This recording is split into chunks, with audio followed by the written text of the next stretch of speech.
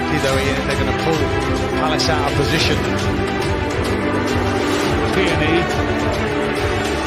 Saka again, that's good. Tierney.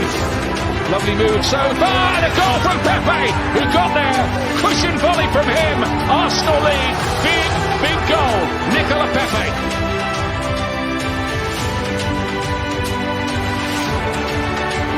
This is Willian, and he's got his first goal for Arsenal. It's been a long wait. Beautifully struck.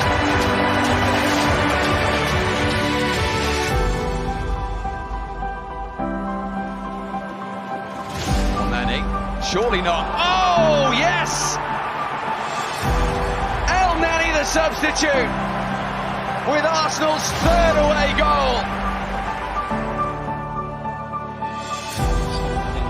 Taking the precaution to label all of the seats. Oh, what a strike! Brilliant goal from Alex Lacazette.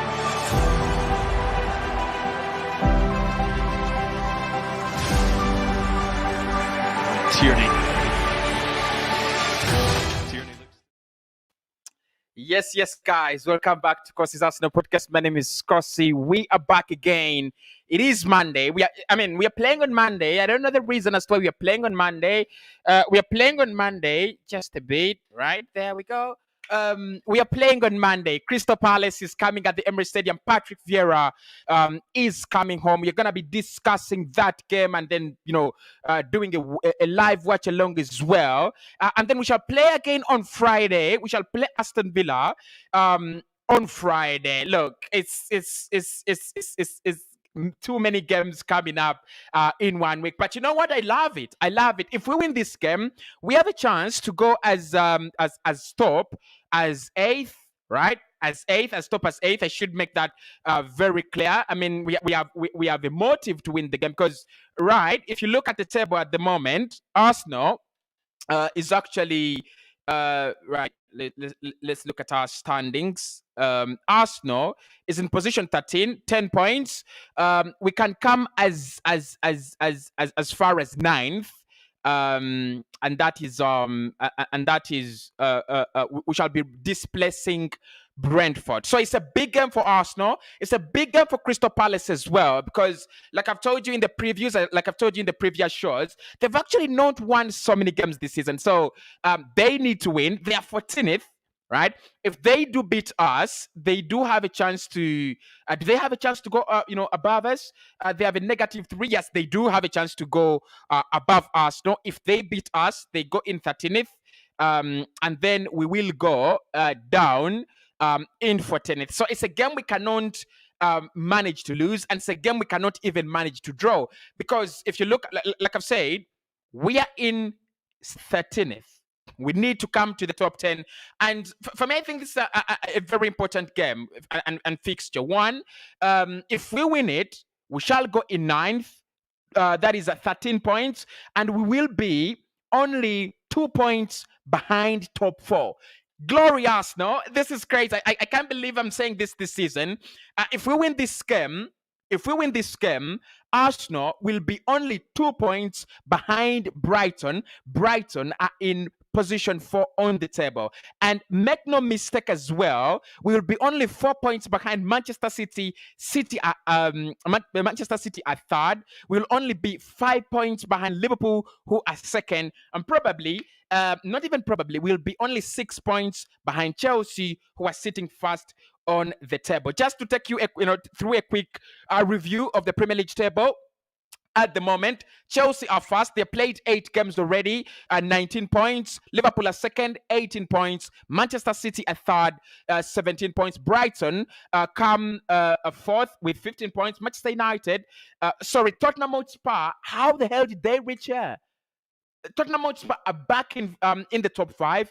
Tottenham have now 15 points, are 5th. And Manchester United, that were absolutely thumped and humiliated by Leicester City, now sit 6th with 14 points. West Ham and Everton, 14 points. West Ham is 7th. Everton is 8th. Brentford, party crashers. Brentford at 12. Wolves with an amazing win against Aston Villa over the weekend. At 10th. Leicester City beating Manchester United 4-2 was the landmark. are sitting in position 12, and Arsenal, Crystal Palace sit in position 13 and 14 respectively. Below us is Southampton, Watford, Leeds, Burnley, Newcastle, and at the bottom of the table is Norwich, all of which their games of this round have been played. So it's only two clubs that have not actually played today or played in this round, and that is Arsenal and Crystal Palace. We will be playing in the next 45 minutes. What are your predictions, people? What do you think about the game? Like I said, it's an important one. Absolutely important. If Arsenal win it, I mean, who knows? If we win this game, we are going directly into the top 10, and we shall become serious contenders for the top 10 positions and probably the top 6. I need to get your thoughts. I need to get your opinions about this game. It's a big one. It's a huge one for Arsenal, like we always know. But of course, it's not huge without your predictions. So what is your predictions? Mine is Arsenal 2, Crystal Palace 1. I'll give them the respect they do deserve. Arsenal 2, Crystal Palace 1. Hello, Cossy. I'm Julius from Uganda. Good evening to you. Hello, Julius. Hope you're doing well as well today. 3-1 Arsenal. That is Abdi Mohammed. Thank you so much, Abdi. Arsenal 2. I think Crystal Palace 0. That's according to Boss Wiz. Big up Semakulatuna says to Simbude. Quincy says hi. How are you doing, Quincy? Hope you're geared up for the game. Cossy's Ateta, please play Martinelli on the left wing and play Odegaard and Smith Rowe in central midfield. And then T412 says we are going to win 2-1. Look, there will be nothing more that makes my day if we beat Crystal Palace. Nothing more. Absolutely nothing more. So let's look at what the lineups are gonna be. And of course, what we do, what I think about the lineups, it's already out. They're already out. Good work by Arsenal this time. They have actually put it out earlier, and I absolutely love it. So, our 11 that has started in this game: Aaron Ramsdale has started in goal. Tomiyasu, Ben White, Gabriel Magalhaes, Tierney, Thomas Partey, Martin Odegaard, Saka, Smith Rowe, Pepe, and Pierre-Emerick Aubameyang. It looks like Mikel Arteta just listened to my advice, to my predicted lineup, because I did drop Albert Sambilekong, and I'm gonna explain to you why he has done this. For once, I'm gonna support the manager. At least for once, I'm gonna support the manager. So what he has done is he's gone for a back four. Aaron Ramsdale is in goal again. Leno, come January, Leno is gonna find where he plays football, right? Because Ramsdale has become Arsenal's number one choice. It's no longer now, in hiding.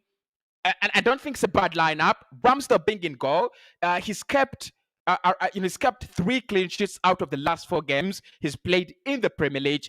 That is a goalkeeper you want in goal. Tomiyasu plays, we'll be playing with Gabriel and Ben White with Tierney in a back four.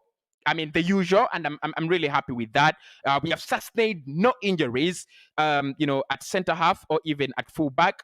Thomas Partey is the only anchorman in this game. And look, however much I want to feel it's going to be more like it's going to be a midfield battle. I don't see it being a midfield battle. I think we are at the Emirates Stadium, and we have all the opportunity. We have all it takes to have this game in our 5 fingers, especially with when it comes to possession. They're gonna have to run. They're gonna want to take us on the break, and I absolutely understand that. The likes of Zaha and a couple of others. We look at Crystal Palace's starting lineup. Martin Odegaard, Saka, and Smith Rowe with Nicola Pepe are the 4 that will be following Pierre-Emerick Aubameyang. So it's more like a 4-1-4-1 system where Partey is the only anchorman, right? Partey is the only anchorman, and you have 4 players, Pepe and Saka wide, 2 central midfielders with Smith Rowe and Odegaard occupying those positions, and then you have Pierre-Emerick Aubameyang. I I do presuppose that in case we are under attack or under threat, Martin Odegaard will pull back from the 4 to the pivot, making it Odegaard and Thomas Partey in the pivot. That is what I do presuppose. On the bench, he has gone with Leno, Holding, Matt Lanaus, Cedric, Nuno Tavares, Mohamed Elneny, Albert Sambila Konga, Gabi Martinelli, and obviously the one and only Alexander Lacazette. Wow, I'm excited. I'm absolutely excited. We are playing after all. And look, I don't want to be disappointed. I hope I don't get disappointed. But we are looking at a game where everyone else has played. And you know, if you win this game, you're going into 9th. You're going into the top 10. And you know, if you win this game, you have a chance to beat Aston Villa on Friday and go into the top 4. It doesn't come better than that. You don't get such opportunities. You know, you never know what's going to happen over the weekend. Brighton could lose. United could draw again, could lose against Liverpool. And then Spurs could jump in, and we could just be in the top 4. And that's what I want. I want us at least to have that top 4 feeling. I want us to have a weekend over and Arsenal are part of the top 4. And this is the journey, right? And that's why I'm so furious when we failed to put in a mature man's performance against Brighton, because I thought beating Brighton for me was a stepping stone. I don't know what you think about what you think, people, but for me beating Brighton was an absolute stepping stone. If you had beaten Brighton today, we would be going to 4th. Damn. That was an opportunity, so we don't need to keep out.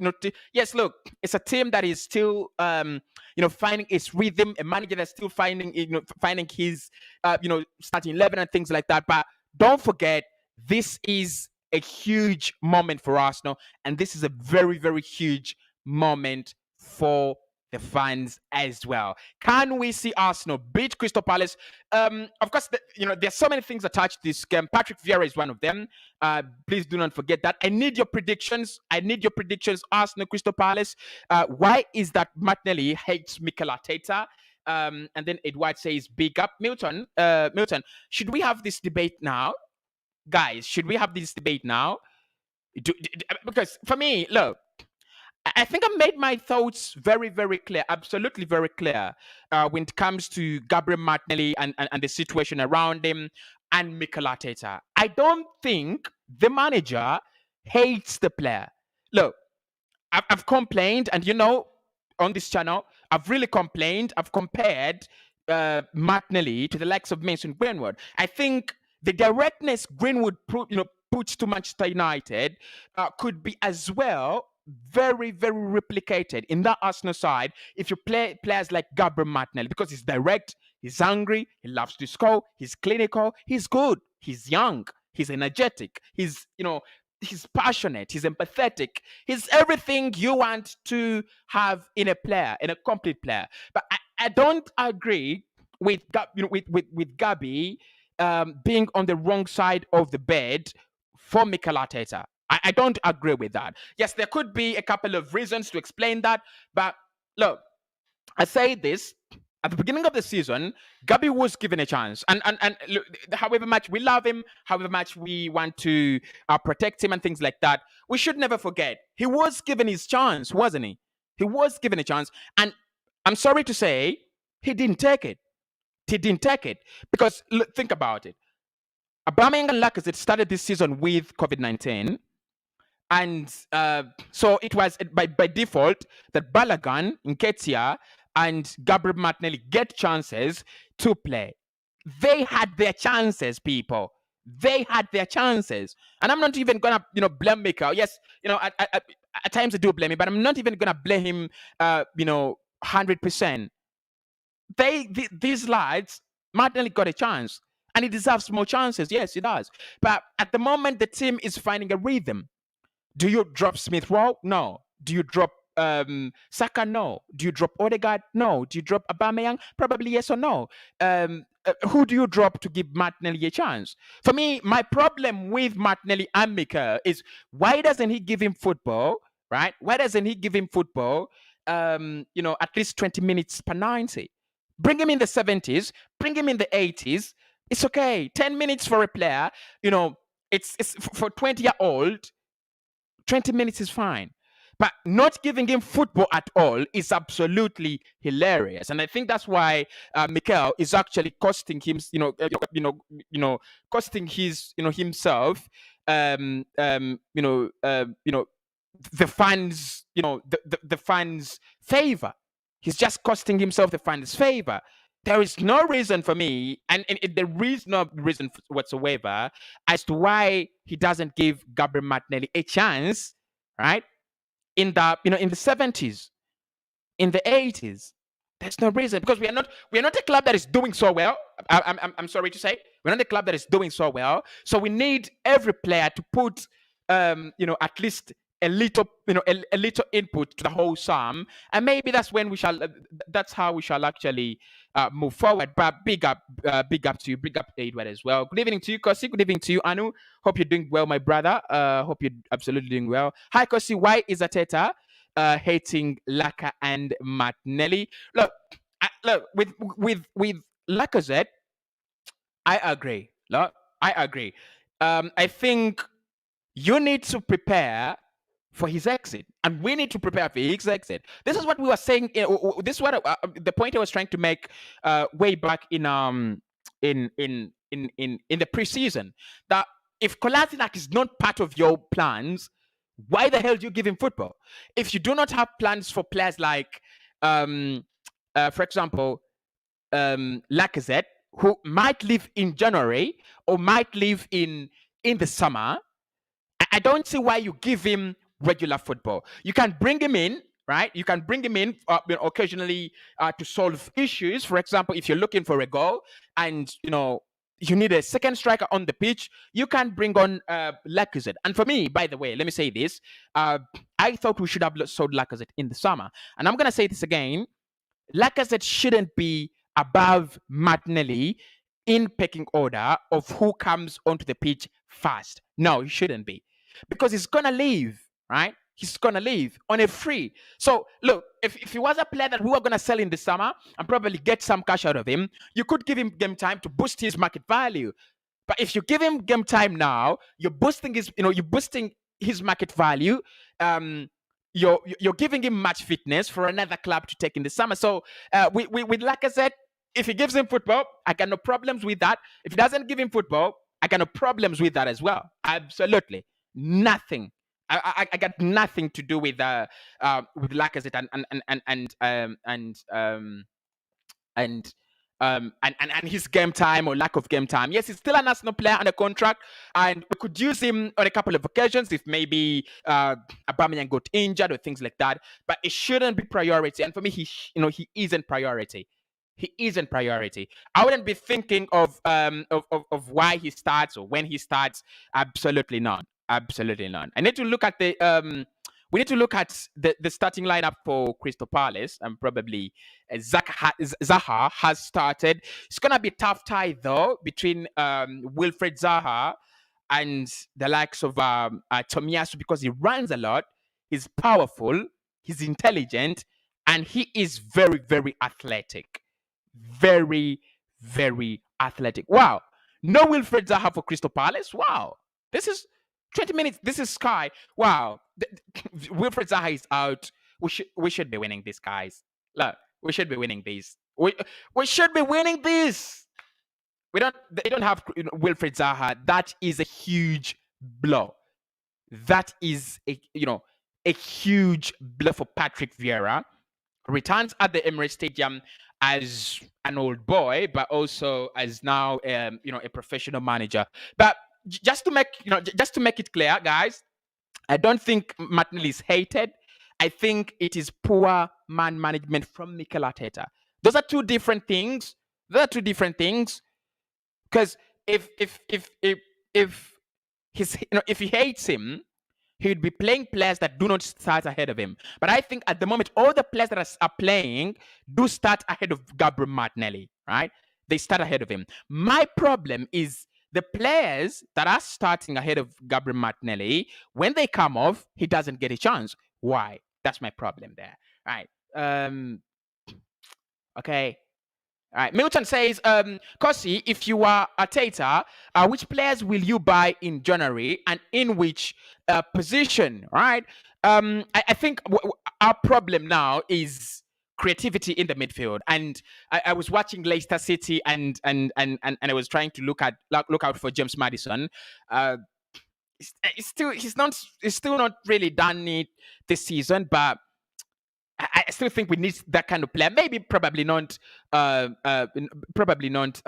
James Maddison. But I would get a central midfielder. I'll get one player, by the way.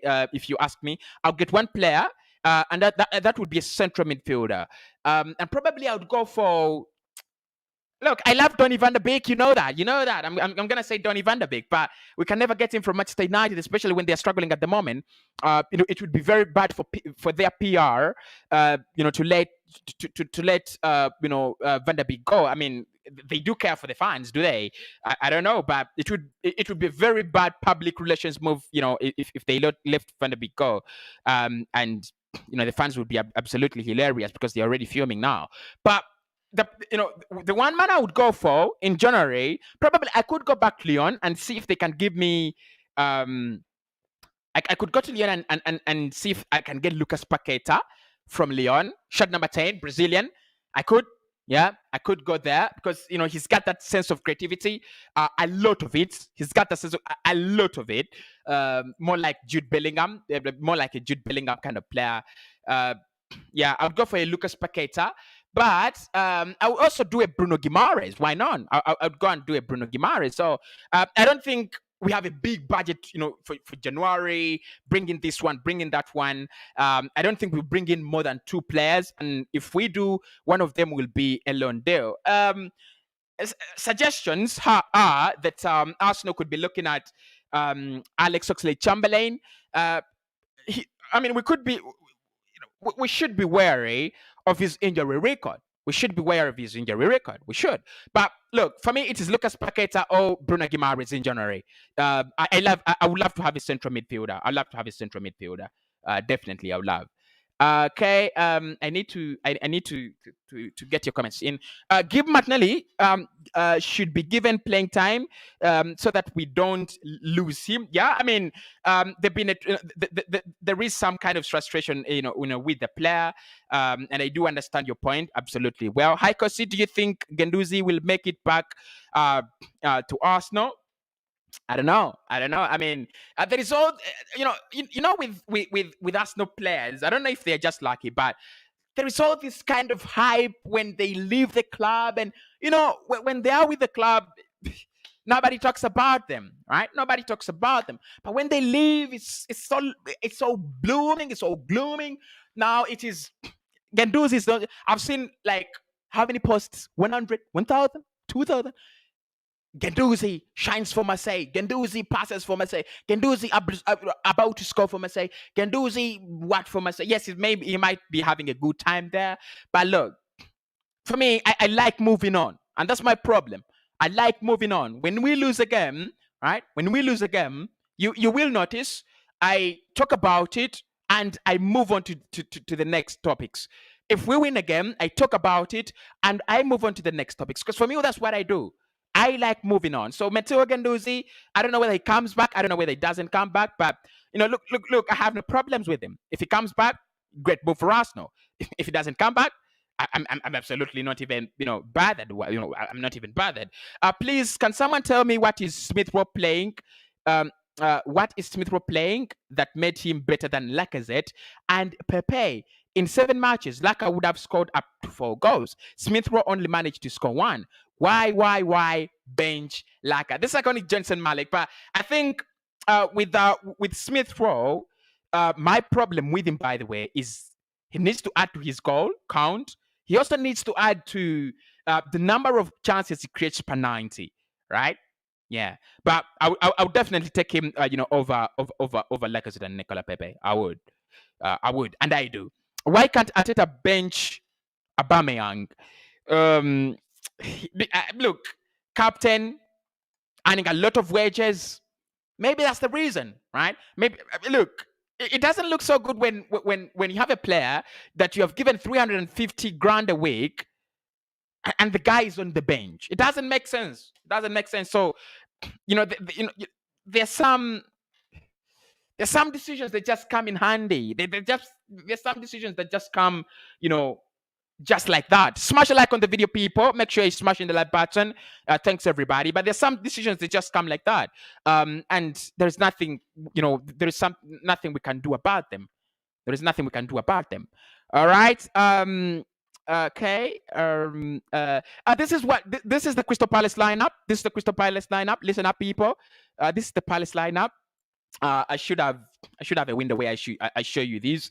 Don't worry. Very, very soon, I'm working on that. But as I work on that, Crystal Palace have started with Vicente Guita in goal, Joel Ward, Joachim Anderson, Mark Guehi, Tyrick Mitchell, Luka Milivojevic. Wow, I love the name, but it's so long. Luka Milivojevic in the midfield for Crystal Palace. James MacArthur, Conor Gallagher, Jordan Ayew, Christian Benteke, and Odson Edward. Right? So I presuppose they're going to keep their 4-3-3 with Odson Edward, Christian Benteke, and Jordan Ayew, at the front. The midfield will have Luka Milivojevic, James MacArthur, and Conor Gallagher, with the back four of Joel Ward, Joachim Anderson, Mark Gehi, and Tyrick Mitchell. Vicente Guita is their goalkeeper, and the manager is Patrick Vieira. Predictions, people. Now, guys, you're doing me a big disservice. I need at least 44, likes, and I need all your predictions in. What are your predictions for this game? We need to know. Cossy, the period wasn't enough for Martinelli. After all, Pepe failed not to nail it down in regard to his lengthy period to cope up with the club. Absolutely agree with you, though, on that. Absolutely agree with you on that. I think, look, he didn't take his chance, but the chance was also small, right? The chance was also small. He needs more chances. Absolutely agree. Absolutely agreed. Cossy, why does Arteta hate French players? Wow. Look. Let me tell you something about psychology, eh? Just a minute. People who don't love psychology, please don't log off. I'm just trying to tell you something about psychology. Like, there is a tendency that the human brain will collect information that is similar, right? Patterns of information that are similar to what we want to believe or to what we believe. So if you believe that Arteta doesn't like French players, your brain is going to give you examples of Saliba, Guendouzi, and Lacazette, and then you will form a body of knowledge and run down to a conclusion that Arteta really doesn't like French players. But with Lacazette, I think he gave him he gave him game time last season, didn't he? He gave him game time. With Saliba, I don't know. I don't know what's happened with Saliba and Guendouzi, but I think Guendouzi is more like him being a rebellious type. I don't think it is about him and French players. I don't think. Look, it could be, but I got no evidence of that, and I got no justification of that. So the truth is, I don't think he hates French players. I don't think he hates French players, people. I don't think. I don't know what you people think, but I don't think he hates French players. Why we are going to have a hard time because Cossy at Celestro Park, because Celestro Park is not a simple team. Yeah, they're not simple, and they're evolving. They're absolutely evolving, especially under their new manager. They're evolving. Cossy, will Jack play? Jack, look, people. Let me make this clear. Jack Wilshere is not under contract at Arsenal. He came back as part of the club trying to help him with his training and fitness and coaching lessons. Coaching what? I understand, right? But the whole issue of Jack Wilshere coming back at Arsenal is not that he's joining the club and becoming one of those players that are going to be representing the side all the time. No. It's not that, right? It's not that. All right. Okay. Hope I answered that very well. Arteta is sensational. Does not have Oh, sorry, he said sentimental, not sensational. Arteta is sentimental, does not have respect for good players by not knowing what he is doing because he's not a good coach. I am sure Patrick will win Arsenal today. This is going to John Malek. Johnson says the guy is sentimental. Arteta is sentimental, doesn't really know what he's doing. And look, for me, my problem with Mikel, is on match days. Yeah, that is my problem. That is where my problem is with Mikel Arteta, on match days. Apart from that, he's a good guy. He's a good guy. I mean, I think he loves his wife. I think he loves his kids. He's a good guy. I mean, yeah. But we don't want good guys. We want good managers. And maybe he has a point, Johnson. You have a point. Mark says, Cossy, I wish we sell Pepe and replace him with Raheem Sterling. How is that? Heaven. You know heaven? It's like, I mean, heaven is the most perfect place that has been ever recorded in the life of man, although it is only in Greek mythology, right? But I think if you get Raheem Sterling, you don't need Nicola Pepe. Raheem Sterling scores, Raheem Sterling makes assists, and is wasteful. So Pepe might be. I think the only thing Pepe is better than Raheem Sterling at is finishing. Sterling is a little bit more wasteful than Nicola Pepe. So if you give me Raheem and Newcastle take Pepe, because for me, look, if Newcastle want to get Coutinho, they could as well think about Nicola Pepe. And if they come for Nicola Pepe, we should not even waste time. We should just give him. It's a perfect swap. It's a perfect swap. But who buys Pepe? And how much do you sell Pepe? Because we bought him at 72. I think the best we can get out of him is 30. Yeah, 30. That's the best. Nobody's giving you 40 million. Nobody's giving you 40 million. No one is giving you 40 million in Nicola Pepe. And no one is giving you 50 million in Nicola Pepe. So it is 30, 35. And who buys him? That's just a big question. Yeah, we want him out. We want him gone. But who takes him? Who buys him? Right? That's another question that we've got to ask ourselves as well. Cossy, we don't need Chamberlain back. Thank you so much, Laban. Arsenal need a good and strong central midfielders. Right? If benching Albert does not make sense, why Pepe on bench then? Now, look, the reason that's why I say benching Aubameyang doesn't make sense. It's not because he is delivering. No. I say, he's on high wages and he's Arsenal captain. That's the reason, right? That's the reason why it doesn't make sense. But not because he's performing well, right? Not because he's performing well. Absolutely not. Okay. Cossy, bringing back ex-players does not take us further.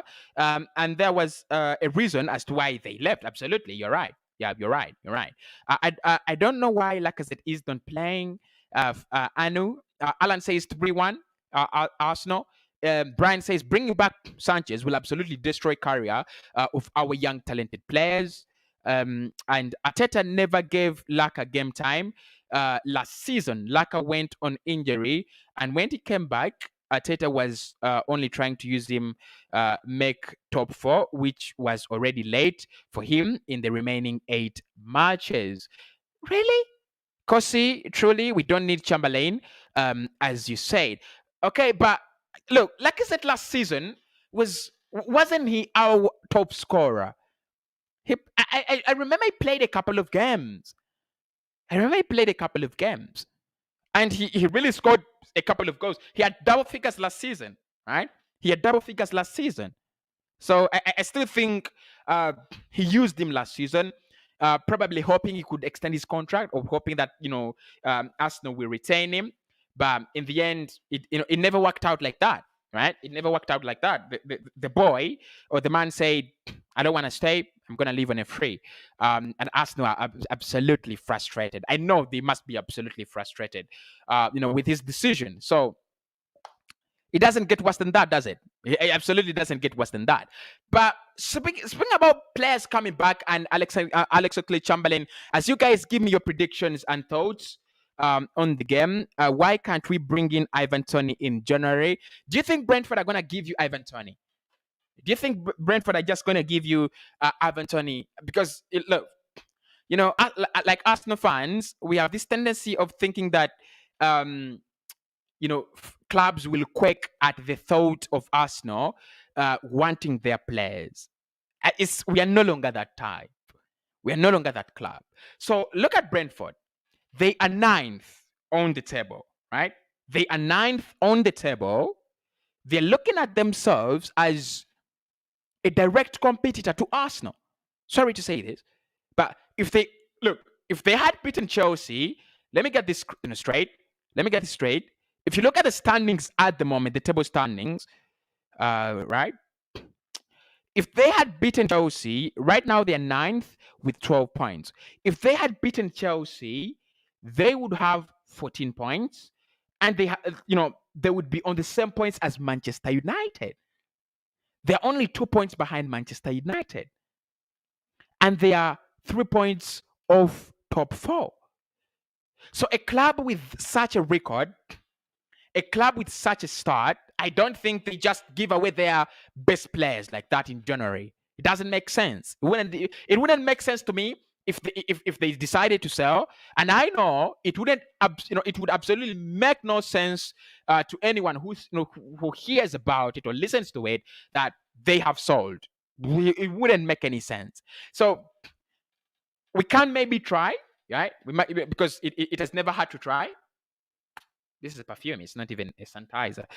It has never had to try, right? It has never had to try, but I don't think we get him. They can't give you Ivan Toney. They can't give you Brand Buemo in January. They can't. Because that's the backbone. Look, if Newcastle came in for Saka in January with 150 million, right?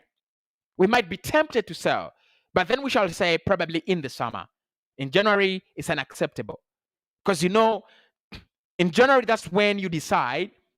Actually, that's when the league decides who goes to top 4, who goes to top 5, who gets relegated. They have started well, and they need to keep the rhythm, right? They need 40 points to avoid relegation. They have already acquired 12. They need another 28 points. And by January, probably they'll have around 25 points or 22 points. And the latter half of the season, which is even more difficult, clubs are fighting to win the title. Clubs are fighting to go to Champions League. Clubs are fighting to go to Europa League. Clubs are fighting for to avoid relegation. It's even hard. So Brentford won't let their players go that easily. They won't. So I won't be surprised if they don't, though. I won't. And on bringing back Chamberlain and Alex Sanchez, I've made myself clear. I've made my thoughts very clear. I don't think it's the right move for Arsenal to do. I don't think. We've made so many wrong decisions out there, but we shouldn't make that one. Please and please. We shouldn't make that, it's a wrong decision. Please don't make it. Please. Hi Cossy, do you prefer Sanchez as our is that forward winger? Or we do away with him? Sanchez. Now, Sanchez, the old Sanchez from Barcelona, 100% give me the man. He's my man. The old Sanchez from FC Barcelona, give me the man. He's my man. This Sanchez, at the moment, he's not my man. I'm telling you, he's not my man. He's not my. I mean, however much I would love to have, these fancy thoughts but he's not my man. He's not my man, right? He's not my man. I wouldn't take him. Yeah, I wouldn't take him. But he wasn't a bad player at all for Arsenal. He wasn't a bad player at all. I would be unfair. I would be, I don't know, right? I don't know. I would be unfair to say anything against him. I'll be unfair to say anything against him. He was a good player for Arsenal. He was a good player for Arsenal. Fantastic. I would give him look. I would give him a statue. I'll give him a statue. Cossy, it's frustrating seeing our club going down. This is a big club, for God's sake, and not for coach like Mikel Arteta, sir, right? There's a way you just add that sir at the end, and it makes a lot of sense. Cossy, which striker would you sign for Arsenal? Which striker would I sign for Arsenal? Oh, that's quite amazing. That's quite amazing. Which striker would I sign for Arsenal? Guys, can you give me some striker suggestions in the comment box? Some striker suggestions, please, in the comment box. Thank you. Some striker suggestions in the comment box. But which striker would I sign for Arsenal? If it's January, I can't really lie because I don't know the contract situation of many strikers. There could be someone there whose contract is running down. I don't know. But in the summer, I'll try a couple of them, right? I'll try a couple of them. Alexander Isak is one of them, playing very well in Spain. It wouldn't hurt to try. Ollie Watkins, I've made my thoughts on Ollie Watkins very, very clear. I hope they don't hurt anyone. I absolutely think, I absolutely hope they don't hurt anyone. So Ollie Watkins is striker number 2. I would put into consideration. Look, I don't think Ivan Toney is bad. He's only scored 2 goals this season, but it's the Premier League and it's Brentford. So maybe Ivan Toney. But Toney, yeah, I mean, I would consider Ivan Toney. I would also consider Victor Osimhen at Napoli. I would consider that guy 100%. I would bring him in Victor Osimhen as well. I wanted Patson Daka and Hudson Edward. They are taken now. Haaland, good striker. I don't think we are getting that one. £75 million release clause. And Mino Raiola. Mino Raiola is a bigger problem than the release clause. So I don't think Arsenal are going for that one. Belotti, no. Belotti is available, by the way. But for me, no. Luka Jovic is another you could think about and talk about. Luka Jovic, I don't know if Arsenal are really interested. Like, I've seen the reports today. I've not done the video. I didn't have internet. But Luka Jovic is another. Luka Jovic would be another interesting option to look at. Luka Jovic is another good player. So probably it wouldn't hurt to look at Luka Jovic. If we can get a better player or winger by January, selling Saka 150 million should be accepted by Arsenal, please. Liverpool have done that. You remember Raheem Sterling? They have done that. They've done that so many years ago, around 5, 6, 7 years ago. They did sell Raheem Sterling to Manchester City, right? So if we sold, and they're now competing with Manchester City, to which they sold one of their best players then. So if we sell Saka to Newcastle for 150 million, and we invest that money wisely, we will be able to, to sit on the same table with them, which for me, should be, Arsenal's, greatest concern. Sanchez is more the Sanchez from Barca. He's no more the Sanchez from Barca. I think you're correct. Yeah, I mean, he's no longer the man. He's no longer the man, Malik. He's no longer the man. Yeah, we all love him. The love is there, but he's no longer the man. Ivan Toney is my favorite. He's a good striker. But for me, Ollie Watkins would be my favorite. We don't need those old legs. That's funny. That's funny. You made me laugh. And it's gonna be. I hope it's gonna be an interesting stream throughout, because it just made me laugh. We don't need those old legs. See Ronaldo is struggling. I mean, the Premier League is a hectic league. The Premier League. I think Ronaldo is still a top player. He can't score 50 goals. He can't score 60 goals. He has the ability and he knows how to do it, but the Premier League is still a very, very heavy league. I will go with Isak or Calvert-Lewin. People, make sure you smash the like button. We are at, we need to get them at least to 50. Let's get them to 50 on the show. Let's get them to 50 on the show. Thanks everybody for doing that. If you've not yet, smash the like button. Let's get them to 50 on the show. Absolutely. Absolutely much appreciated. And of course, don't forget the match highlight show will be coming on. The match highlight show will be coming on after the game. So make sure you hit a like on the match highlight show and make sure you subscribe to the channel. We are 28 likes. Let's get them to 30 right about now. Thanks everybody. we did not need only striker, but a creative midfield as well. I think our first priority should be creativity, because for me, I think we don't create enough. I don't know. We don't create enough, right? We don't really create enough. Cossy, you are wrong when you are talking about wages and being captain of Abu, because at times he is off the pitch. Look, for me, the times Aubameyang has been off the pitch, it's been either discipline or he has personal issues. But when he's fit, however bad the form is, he's always played. Arsenal will win 2-1. Laban, thank you so much. People, I need your predictions, people. I need your predictions. What do you think will come out of this game? Will Arsenal win? Will we lose? Will we draw? I am predicting Arsenal 2-1. That's my prediction. And look, United lost. I think it's a time for us to catch up.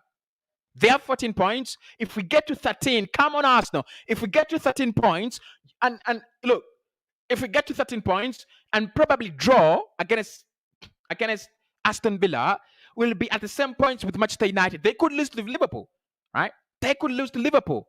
And that's what I'm looking at, right? That's what I'm looking at. For me, they're my biggest rivals in the league. I'm sorry. United are my biggest rivals in the league. They are. Gnabry. Look, I think we need Gnabry and Watkins. Look, let me tell you, people. Nostalgically, right? Nostalgically, we want so many players back at Arsenal. We want so many players, back. But Serge Gnabry has left that level where he plays for Arsenal. Unless if we up our game. Unless if we do better. He's left that, he's just left that, that category of playing for Arsenal. He's just left it. I'm sorry to say.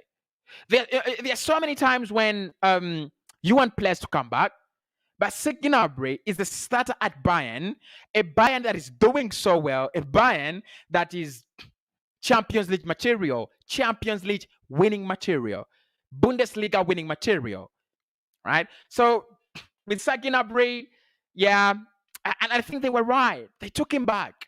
Think about it. They took him back. They took Leroy Sané back. They know they get the best German talent, get it home, and that's why, for me, in light of the player, I think he was lucky. I think he was lucky to get picked up by Bayern. We should have done better as Arsenal. We should have prevented the move, because look at what the guy is doing. Look at what the boy is doing at Bayern. He's destroying defenses. He's scoring goals for fun. I think there was a problem there. There was a problem. There was some kind of weakness, right? There was some kind of weakness, but I don't think it's coming back at Arsenal. I don't think it's coming back at Arsenal. To be sincere, right? To be very sincere, I don't think it's coming back at Arsenal. And then Ignacio says Arsenal 3-1. I wish we could have this. I wish because we have a goal difference of -5. So I need goals, people. I need goals. Right? We need goals. 2-0 for Arsenal. Edward UG. Thank you so much, Edward, my man from UG. Hope you're doing well. Hope you're absolutely well. Look, people, as we get into this game, just a few moments, before we dive into the game, there are so many things Arteta has to look out for, and Arsenal as a team. One is we need to score goals. We are not scoring. We are not scoring. And for me, it is the coaching. There's no problem with the players. It's the coaching. We need to play in a way that gives us, more chance to create chances. We need to do that. We need to play on the front foot. We don't need to play on the back foot, right? So, look, I watched us against Brighton. We were absolute shit. We were absolutely played by Brighton. They had a better game. If they had won it 1-0, they deserved it. But why, right? Why? The reason there for me is Arsenal is not playing well going forward. Look at how organized defensively we are, and that this defensive organization has actually come in the last 4 games. We were a defensive shambles at the beginning of the season. We have worked on the defending part of the game.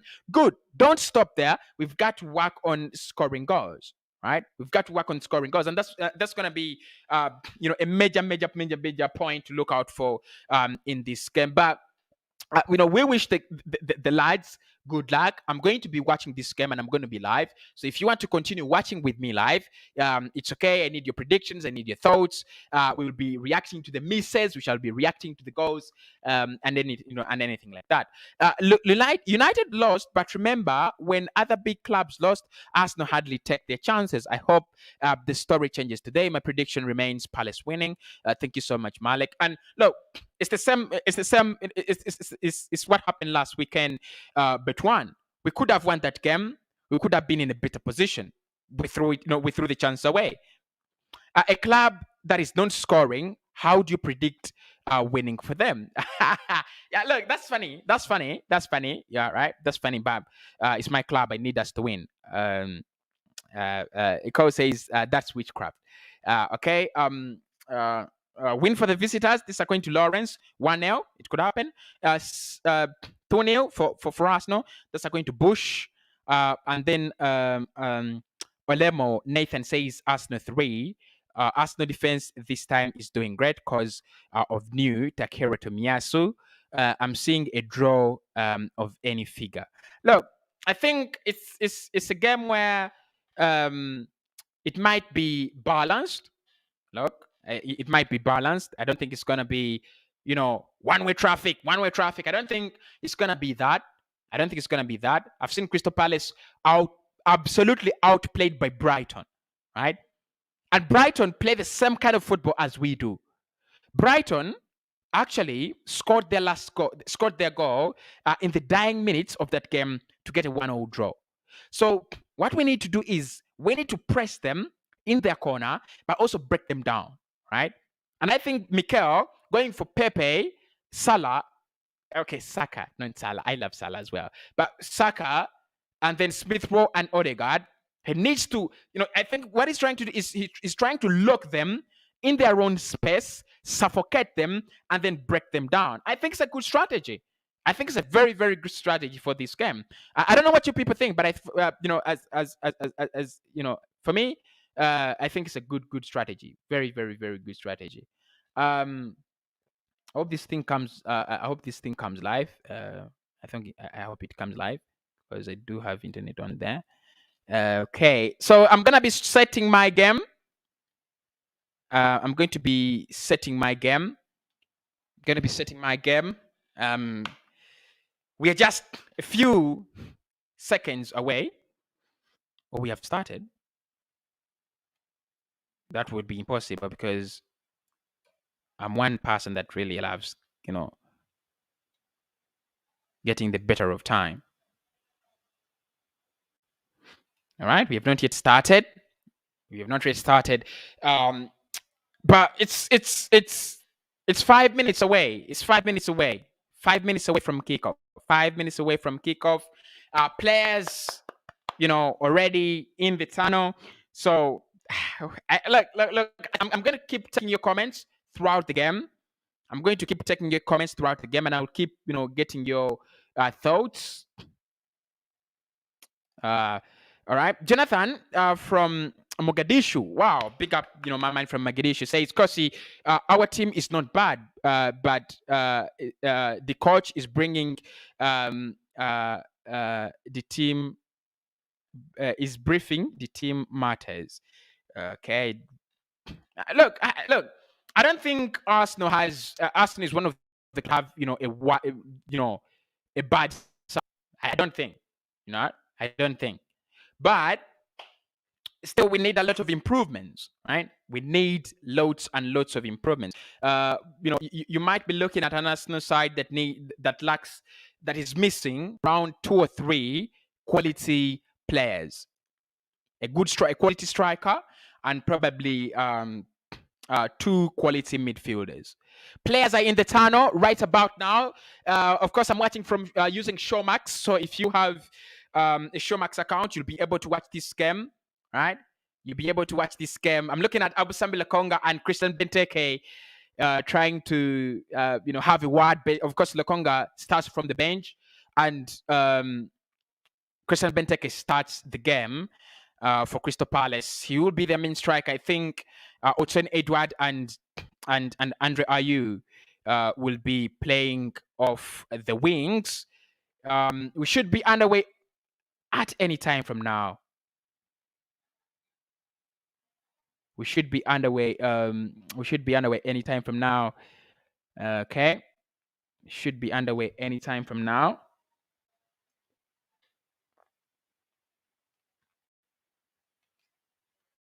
Players are in the tunnel. They will be coming out. I'm just hoping it's a good game. That's all I'm hoping for. Just hoping it's a good game. I don't want any disappointments. I want nothing. Just hope it's a good game. And I know many Arsenal fans out there just it's a good game, right? So if you just if you're an Arsenal fan and you're hoping it's a good game for us, beat you, man. And if United fan out there, I know you just hope it's a bad game for Arsenal. I hope it's a bad game for Arsenal, and I absolutely understand. Absolutely understand these things, right? I absolutely understand these things. So let me just get this right. Right? I don't know why it's.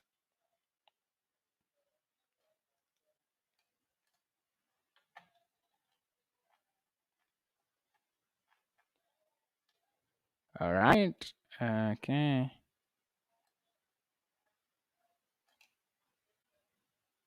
Hope I need to make this bigger.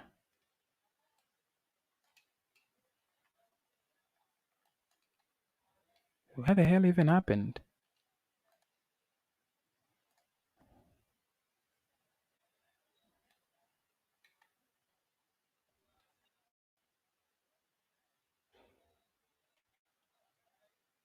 All right. That should do it. Come on, the Gunners. Come on, the Gunners. That should do it, people. Make sure you smash a like on the video. Make sure you do subscribe to the channel. We are going away. Players are already on the pitch. Arsenal, Crystal Palace, Mikel Arteta up against Patrick Vieira. Both former Arsenal captains, and both players that you think should be absolutely respected during their ages at Arsenal, right? They should be respected, shouldn't they? They should be respected. Partey has started. Pepe, Odegaard, Smith Rowe, and Bukayo Saka. It's a 4-1-4-1, I think. Like I said, I think it's a 4-1-4-1. I don't know. I think it's a 4-1-4-1 with Aubameyang up top. So I think it's a 4-1-4-1. It's a 4-1-4-1. No question. 4-1-4-1 is the formation. 4-1-4-1 is the formation that we are going for as Arsenal Football Club.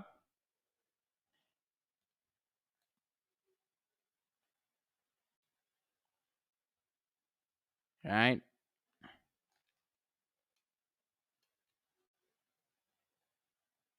I think Palace will go for a 4-3-3. Palace have gone for a 4-3-3. Yeah. Palace have gone for a 4-3-3. Palace have gone for a 4-3-3. It's not really a problem for me. Shouldn't be a problem for me, should it?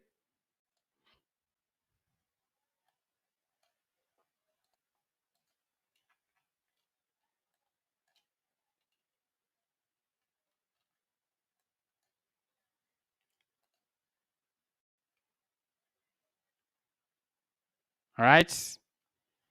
We are already underway.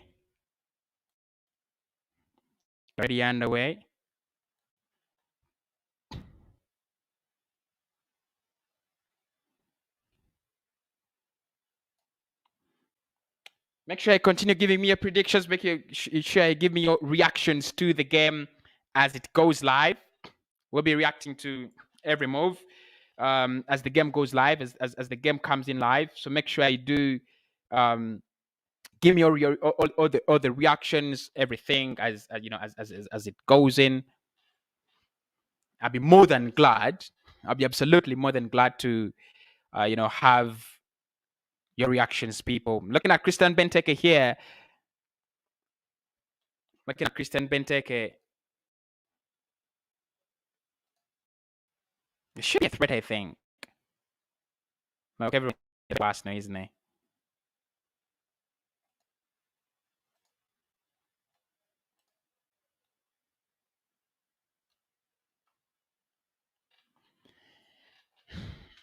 My game is a little bit behind, so you'll excuse me for that. I'm watching it over the internet, so it will be around 2 minutes, behind. So if we score or anything like that, my game could be a little bit behind. But I promise it won't affect us, right? It will absolutely not affect us. Anything that comes in, I'll be able to let you know. Saka.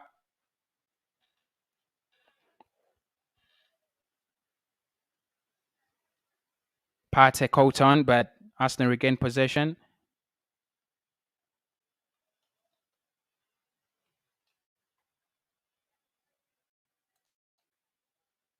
We started well.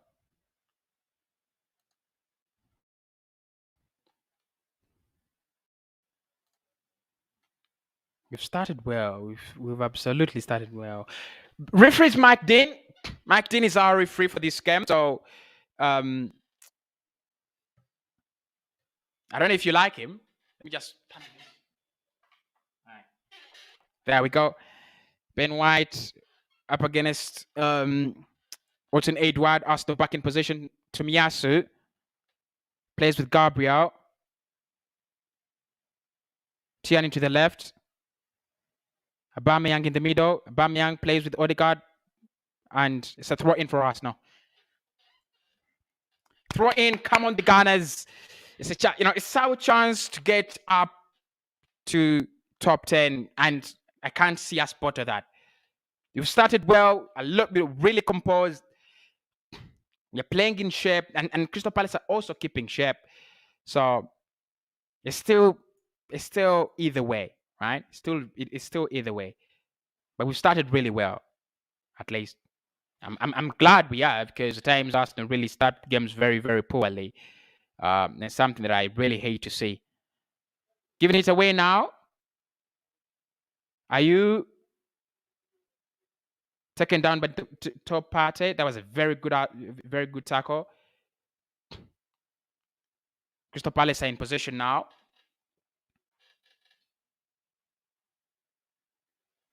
Tyrick Mitchell. I think it's going to be an open game. I don't think it's going to be a closed game. I think it's going to be a very, very open game. I think it's going to be a very, very open game. Mitchell back to Guita. Thumps it long. Orton Edward to the rescue. Now Orton Edward, they can break, but Tomiyasu is faster. That is my man. That's my man. Tomiyasu, very fast. I mean, he's faster. It's gonna work for him because Zaha is not in, and he's faster than Orton Edward. Orton Edward is a very dangerous striker, though. But I think he can deal with him. Right? He can deal with him. I don't think it's gonna be one of those games where he's bullied. Gabriel.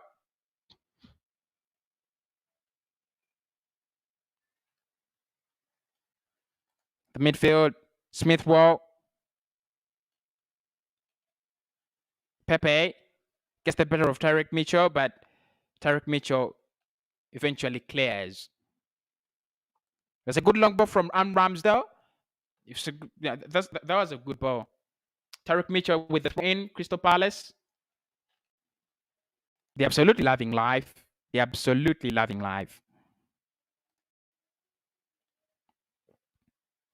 Another throw in. It's Arsenal's way. So our throw in.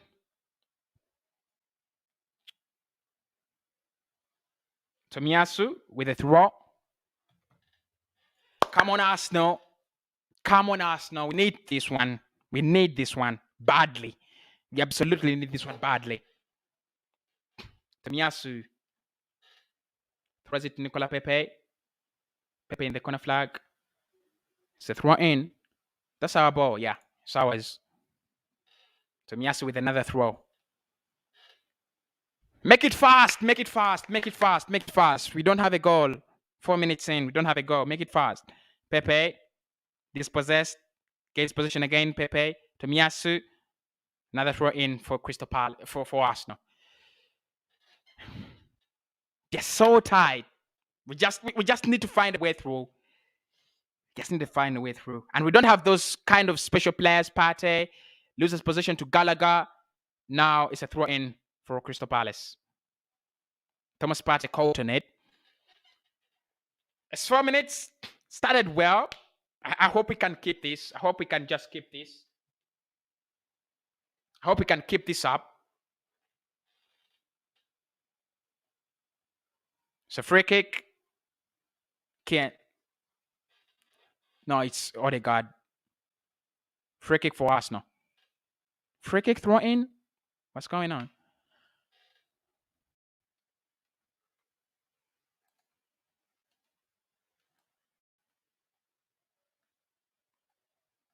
No goals yet, people. I'll be giving you the statistics. I'll be giving you the statistics, but no goals yet. At least you should know that.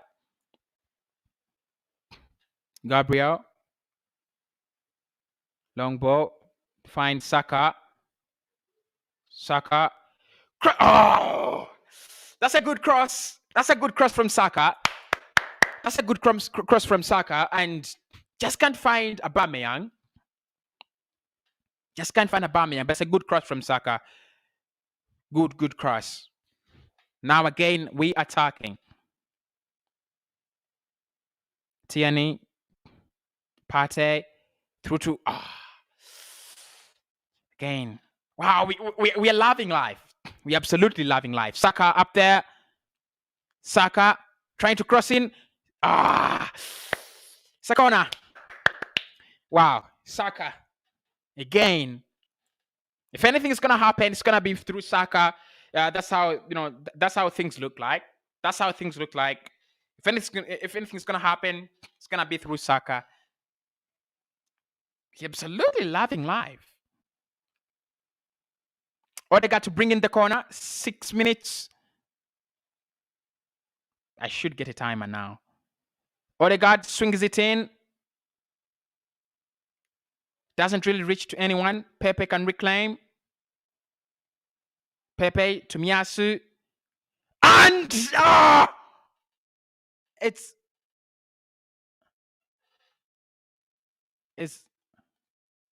yes! And Aubameyang has scored. Yes.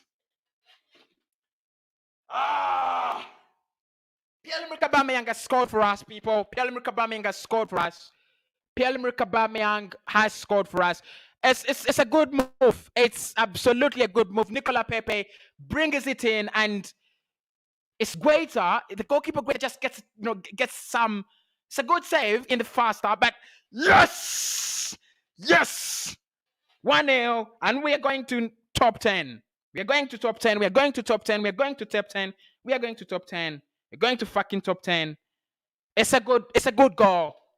It's a good goal. It's a fucking good goal. 1-0. Get in. It's a good goal. Pierre-Emerick Aubameyang, captain. You were asking why does he play? Why did he play? Why is he chosen? Just that's the reason. 1-0. It's a Monday night football. Monday madness. I'm loving life. And we are so good defensive-wise. I'm not even scared that we are going to, I'm not even scared that we are going to, concede, because we're so good defensive-wise. Yes, we might concede, but we're so good defensive-wise. It's a good start. Come on, Arsenal. It's a good start. It's a very, very good start to a game. Again, we want to win, and you start like that. Absolute madness. Absolute madness. Good evening, my man. Good evening to you, bro. How are you doing? We are winning tonight 2-1. We already have a goal from Mogadishu. I see a draw. Okay. Crystal Arsenal 2-1. We have already scored the first one. Good luck, the Gunners. Jonathan, I'm a Kenyan, also in Gadishu. and where can you watch? Of course, like I said, it depends on which contract you can view on Showmax. View on Showmax. You can view it on Showmax. It's 1-0, people. It's 1-0. It's 1. Why not? Right? Why not? It's one of those games that are so important to me. We need to win this. We need to win this. Come on, Arsenal. We need the second one. Win the second one. Keep a clean sheet. 2 goals. Keep a clean sheet. We have a -4 now. We have a -4 on the table. We have a -4 goal difference. It's embarrassing. It's embarrassing. Put more pressure. Put more pressure. We need a second one. Put more pressure. We need a second one. We need a second one. Pepe challenging Mitchell. And Tomiyasu comes in. It's going to be a throw in for Arsenal. Patrick Vieira in the mud. Look, I don't care. He's an Arsenal legend, but at this point, it's choosing your loyalties, right? It's choosing your loyalties, and I'm choosing Arsenal. Aubameyang gets in the mix with Odegaard, Gabriel, Partey, Gabriel. Come on, Odegaard, Tierney.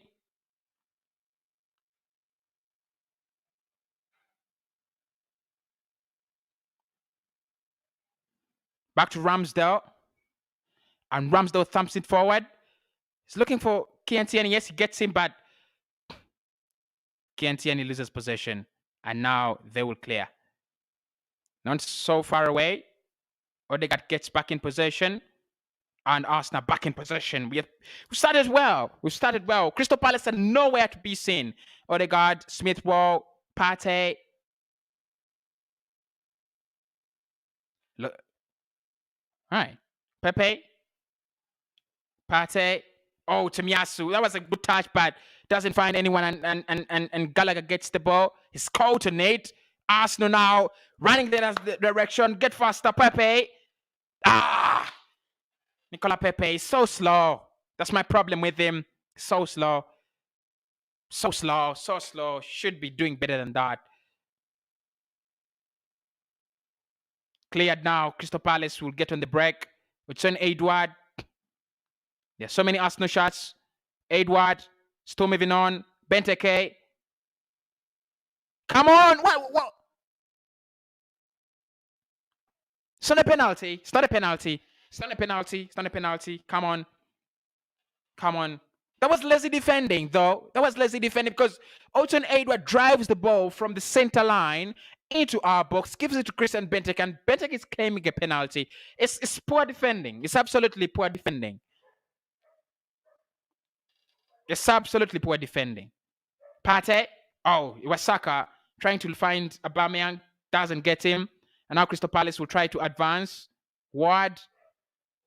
The good thing is that we are having this ball in, we are having this game under control. Tyreek Mitchell, Pepe now, yes, Pepe gets it back, plays with Tomiyasu. Tomiyasu will look for Thomas Partey. Partey has space to run and think and see.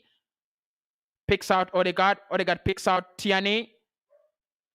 Progressing. That's a good ball. Oh, Tyreek Mitchell it was a very good ball.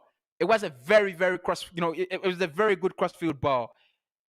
If you're not watching, what Kieran Tierney did is was running, from the left-hand side to the right-hand side and was just making that ball go through, slicing the midfield. If it had gone through, you never know, right? You never know. Benteke is claiming a penalty, but look, on a bad day, a referee gives that. Aubameyang could be injured here. Not good news for us. No, Aubameyang could be injured, and it's not good news. He's already scored. He scored a very difficult goal. Yeah, scored a very difficult goal. So Aubameyang is down. Aubameyang is down, and I think that he makes a challenge. He makes a challenge on Conor Gallagher, and then as he runs in front, he collides with a Crystal Palace player, and he's down. Hope it's nothing. It's nothing. Hope it's nothing big. Hope it's nothing big. Again, the goal. Wow. It's a good look. This is a goal that is, it's a beautiful goal because Pepe is trying to find the far corner. Guita is there. It's a brilliant serve in the first instance, and then Pierre-Emerick Aubameyang just gets that one in. It's 1-0 for Arsenal, right? It's 1-0 for Arsenal. Arsenal looking at Luka Jovic though. Arsenal are looking at Luka Jovic as a potential replacement for Alexander Lacazette. Aubameyang is fine. Aubameyang is fine. Mikel Arteta looking to win his fourth game out of 5. That would be remarkable. He's just won manager of the month, and I think he can win manager of the month again because he has, after this, he can beat Aston Villa, right? He can beat Aston Villa after Crystal Palace. If we beat Aston Villa, he has high chances of winning manager of the month again. Who knew? Who knew that would happen? Arsenal now on the break. Smith Rowe leaves it for Pepe. Pepe, that's a bad ball, Pepe. That's a poor ball. What is he trying to do? It's a bad ball. It's a corner, though. It's a bad ball. It's a bad ball. It's a poor ball.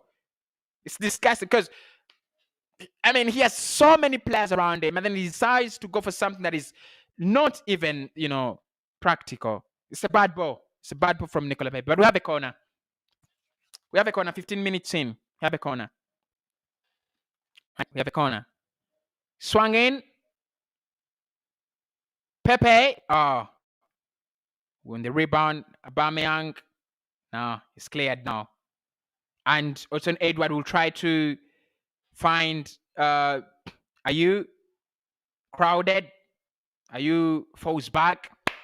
Nice fall, nice fall back. I think we have the shape.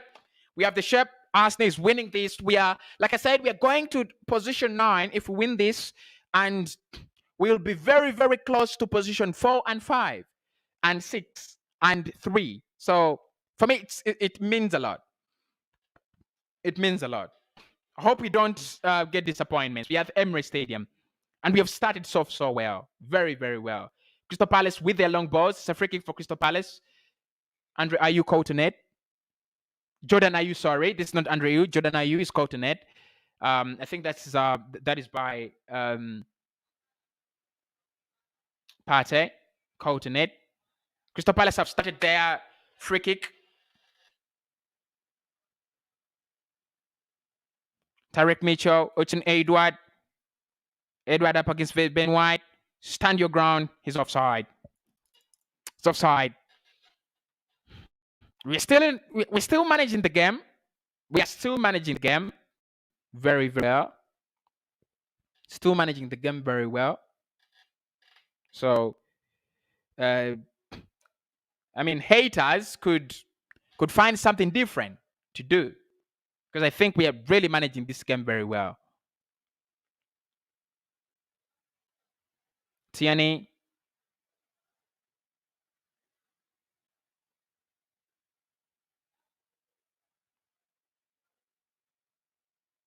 Saka, that's a nice turn. That's a good pass to find Odegaard.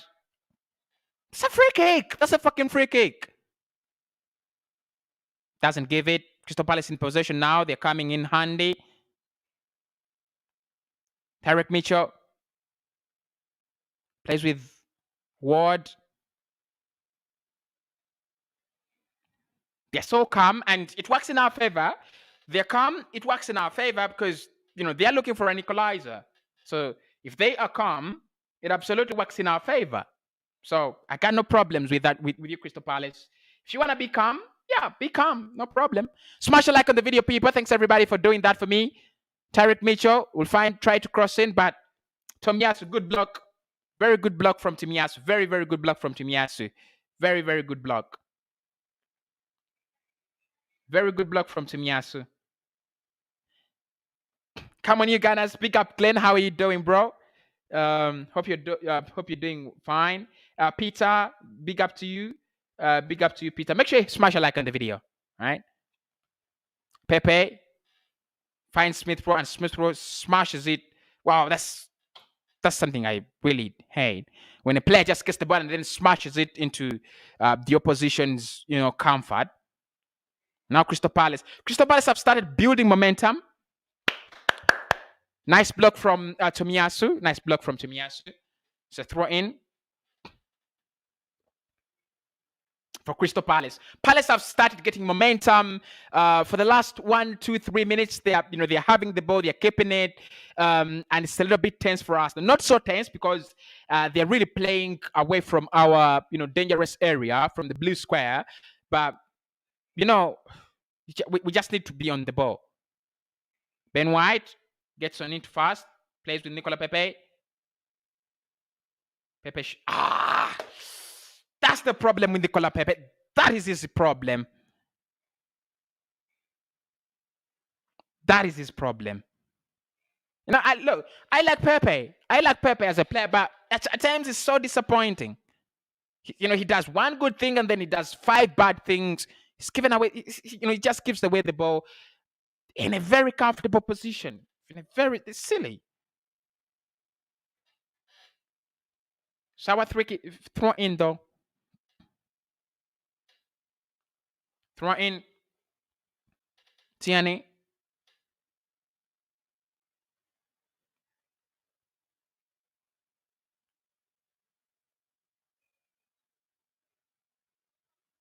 Wow.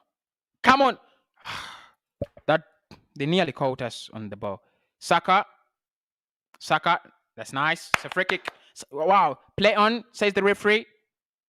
Odegaard to Aubameyang.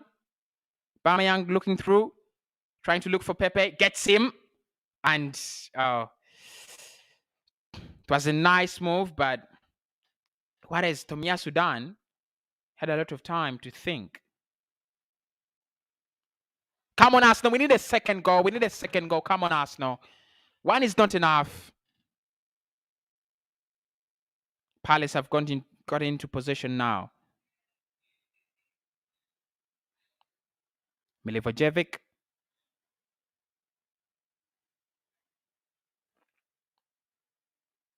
Palace have started playing some good football, really. Some really good football. Saka to Smith Rowe. Smith Rowe with a shot. He tried something. I love that. He tried something outside the box. It's a good try. Of course, it's a powerless shot.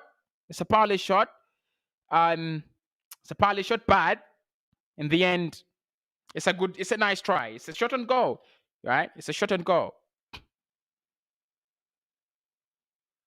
Saka to Partey. Partey with a long ball to find Pepe. The goalkeeper is there. It's a good ball from Thomas Partey. Good long ball, but Pepe cannot capitalize on it.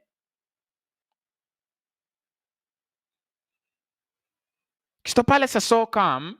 That really should be sending some message. They're so calm. They're a goal down.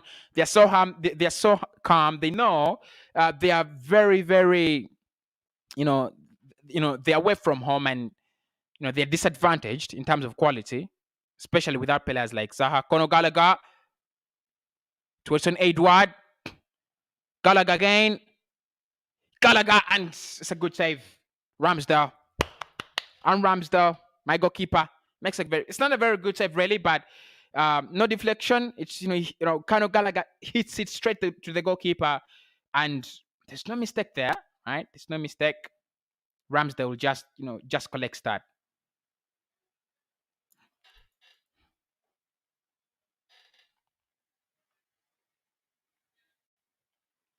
I'm just loving life. At the moment. I'm telling you, I'm just loving life. Long ball, find Aubameyang. Doesn't find him. We have started hitting the long balls. I think playing the short passes really worked for us. Arsenal 4 attempts on goal. Crystal Palace 1. On target 3 for Arsenal and 1 for Crystal Palace. Smith Rowe, Partey. Partey will go long and blocked by Aubameyang. Partey was trying to go for a shot outside the box. Look, we've not started well. I mean, we've not started poorly, but we have just dropped our rhythm. We have just dropped our hunger. Tomiyasu loses it now to Benteke. Benteke, good. Nice game reading from Tierney to Saka to Tierney.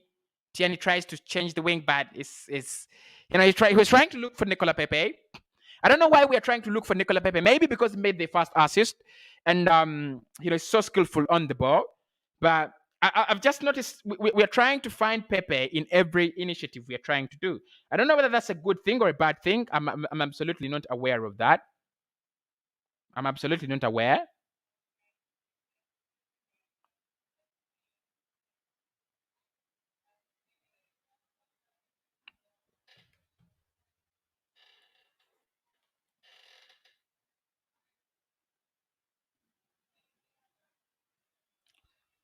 Saka, Odegaard,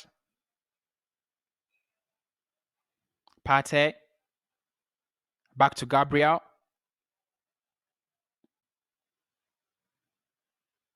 We've just slowed the game. We've just slowed the game. Right? We've just slowed the game down. It looks like, we are comfortable with what we have. Oh, which is also not a bad strategy, though. It won't be bad. It wouldn't be really a bad strategy. Smith Rowe with a cross. It's a good cross, but cleared by Crystal Palace. Tierney, Saka, then Odegaard. Then it's a good ball to Tierney. He can't really bring in the cross well. It was a good ball. If only Tierney could just bring the ball back. Yeah, if only Tierney could just bring the ball back. It's a good ball. It was a good ball. We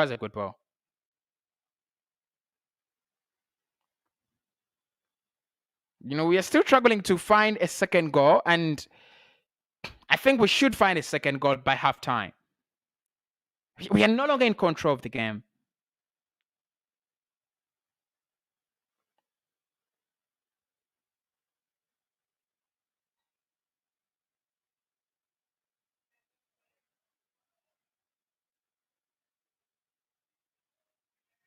Palace are a little bit in control. They are not playing in our half, so I think it's not a big problem.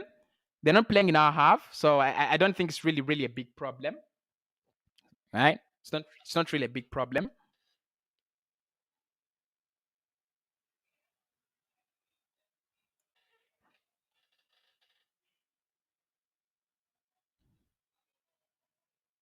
Now they come closer.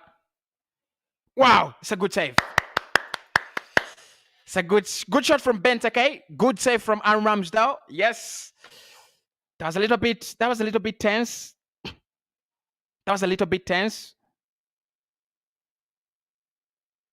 Ramsdale goes down very well and he gets the ball. But we've just become sloppy. We've just become sloppy. We've given Crystal Palace, what they need to be, perfect in this game.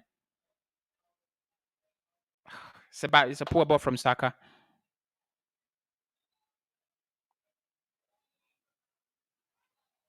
We're just playing straight into the hands of Crystal Palace. They were so poor under pressure, and now we are just playing into their hands. That's what I don't like. We're just playing into their hands. It's a free kick. Also, Crystal Palace. Hudson Edward is the man that is down. Shot number 22. They got him from Crystal Palace, and I think it's a good signing for them. Yeah, I mean, they really struggled to find goals last season. They needed someone to help Zaha, and I don't think Christian Benteke, however much experienced he is, I don't think he's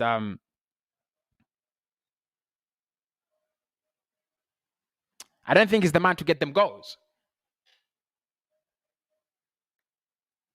Ed is also present, the man who signs players for us, so probably he knows who we need. Probably not really from Crystal Palace, apart from Conor Gallagher. He's the only man I could get from Crystal Palace, I think. Free kick for Crystal Palace. Odegaard.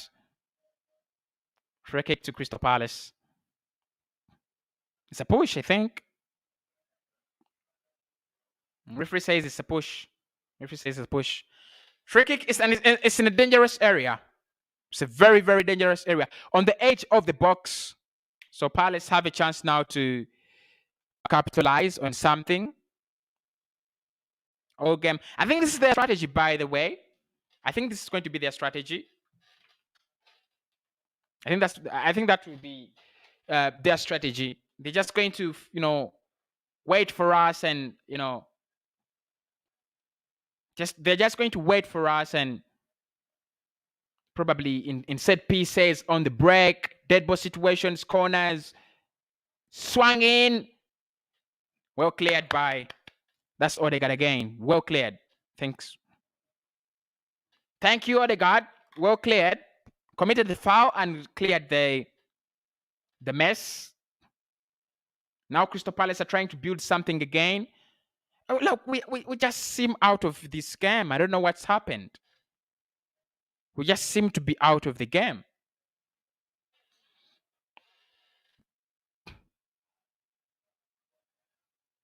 Crystal Palace have just built this kind of momentum. They just go to St. Edward now, running at the defense. Oh, St. Edward cleared by Nicola Pepe. Nice one. Really nice clearance from Nicola Pepe.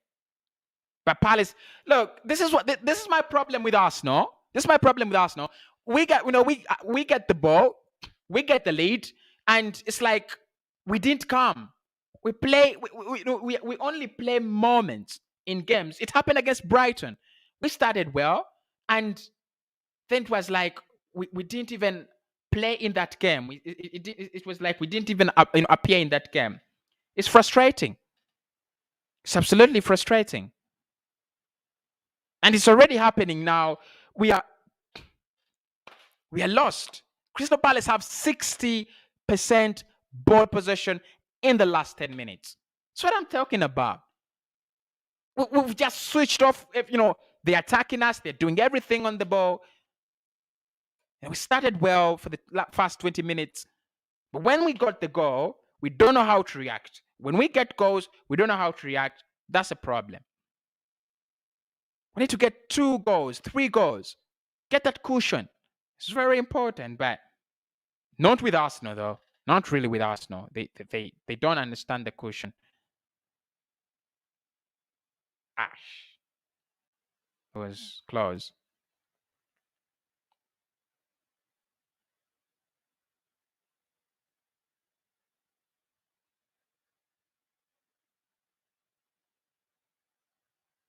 Saka, Tierney.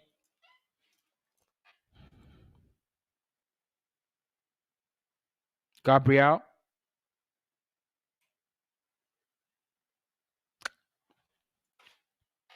No, I just hope. I just wish we can, right?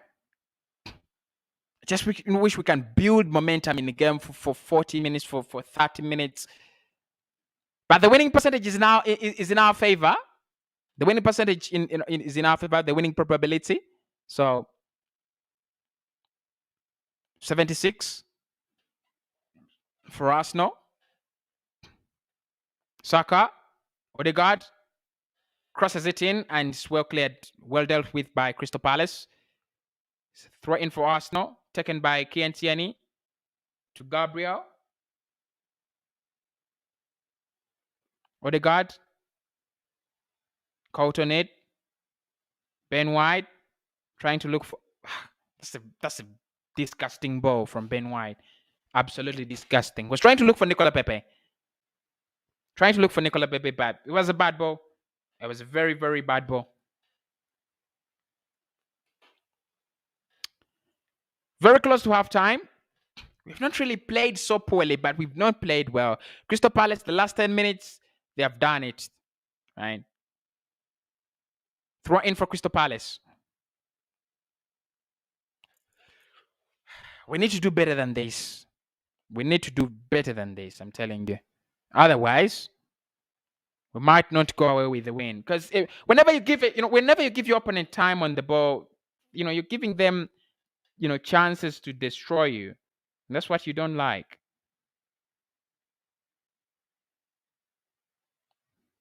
Just to say, 2-1. Arsenal Crystal Palace. I can really see Crystal Palace scoring. Mitchell. It's a good ball. Ocean 8. We survive. Ocean 8 wide. Very close. Just puts it over the bar. I think there was a deflection there. Tarek Mitchell gets better of Partey and Tomiyasu, and Ocean Edward just sorts out his feet very well, but in the end he puts it over and above the bar. We survived 34 minutes. This is what I'm saying. When you lose concentration in a game, when you lose, your control of a game, this is what happens. They're getting chance after chance, and they're so calm. I don't know why. It doesn't look like we're panicking, but we've lost the game plan. We've lost everything. It looks like when we score, we lose everything. This is absolutely not good. They're in possession, 10 minutes to half time. I just want us to go to half time. I'm telling you. I just want us to go half time. Ocean Edward, Cotton Ed. Still Ocean Edward in possession.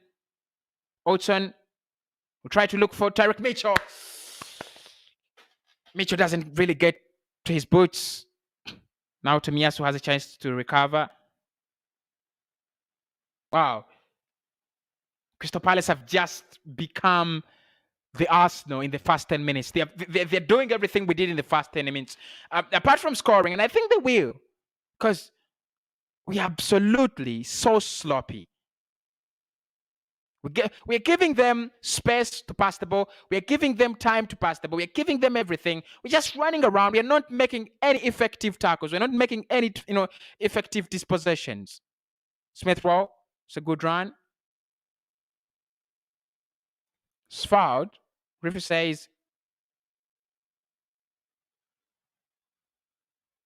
what's happening? Let's carry on. It's a good throw in Crystal Palace. Referee will have a word with MacArthur.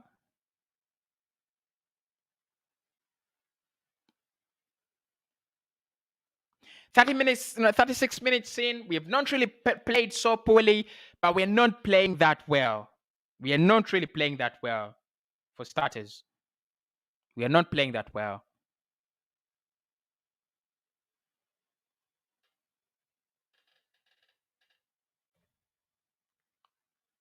Tarek Mitchell tries to cross it in to Benteke. Clear the ball before you raise your arm for offside. Offside.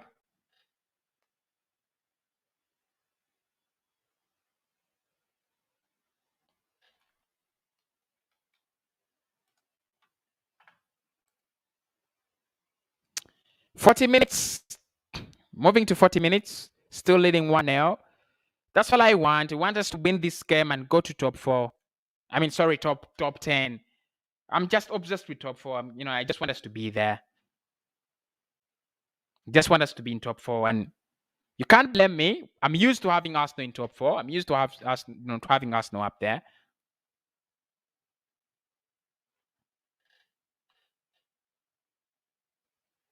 Aubameyang. Wow, that's a good control. Tries to look for Pepe, but Tarek Mitchell is there before him.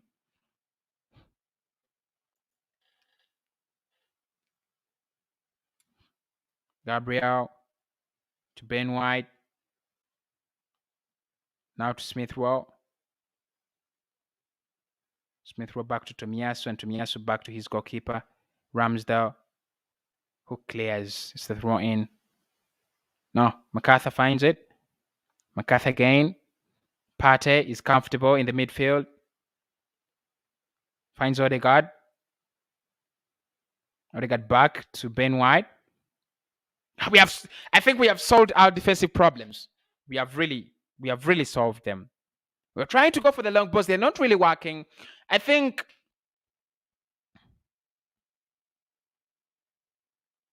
I think we should go back to the first half strategy. We played well. We were putting that ball down. We were really playing well. We were progressive, and you could see we wanted to score, and we did score. But ever since we scored, it's different. Nevertheless, we have the win.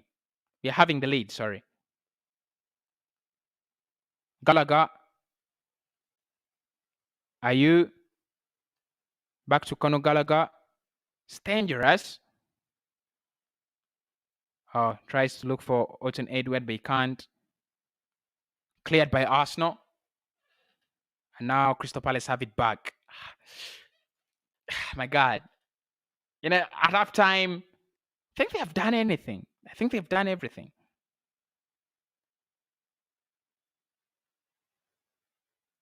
MacArthur.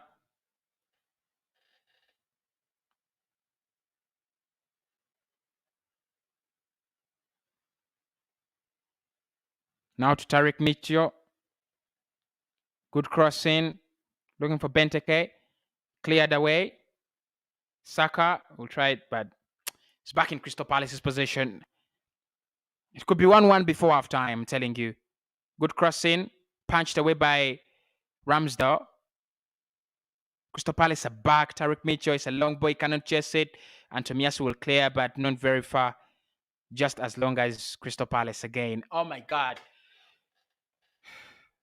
These minutes have been bogus. We've really played bogus, bogus football in these last minutes.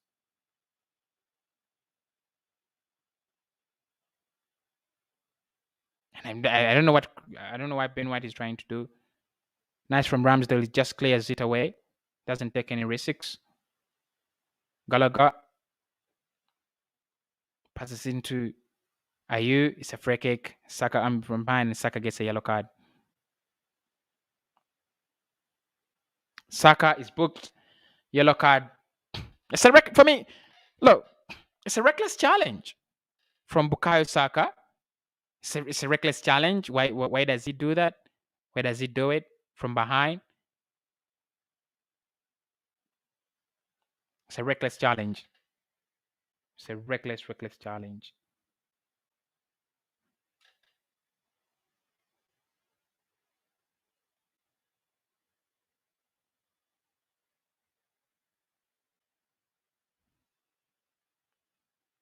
Now Crystal Palace, they have a chance, cleared very well by Bukayo Saka, caught in it.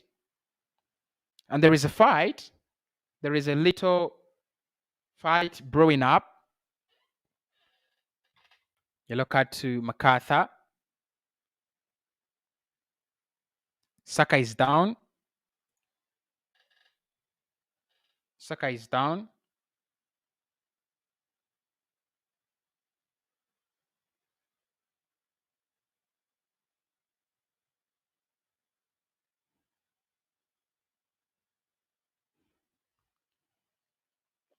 Ball is cleared. And what the fuck is that? It's a stupid challenge. It's a stupid challenge because, Saka clears the ball and then MacArthur just kicks him in the legs. It's a stupid challenge.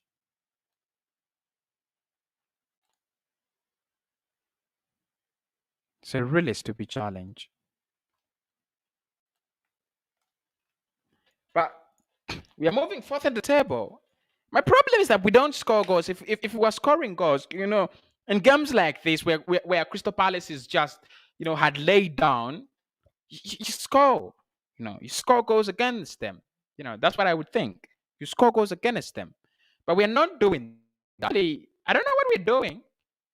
We are not doing that. We're not even trying to score. It's like we are on Arsenal's side that is not even trying to score. We are not even trying to find the back of the net.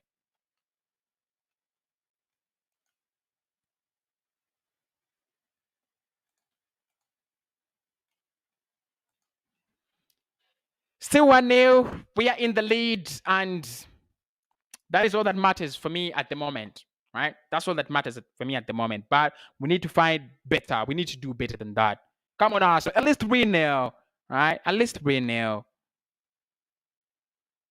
Let's 3-0.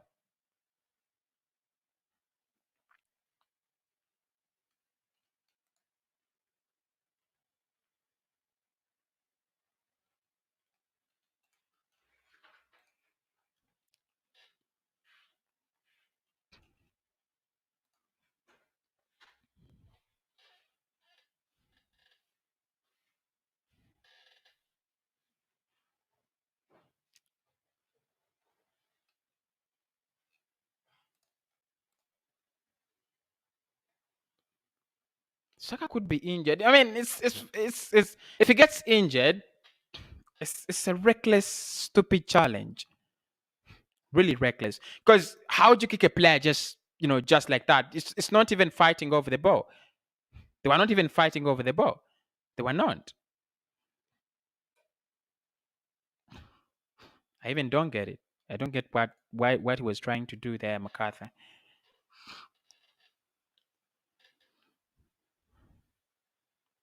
It's an Arsenal free kick. Just waiting to see if Saka will come back.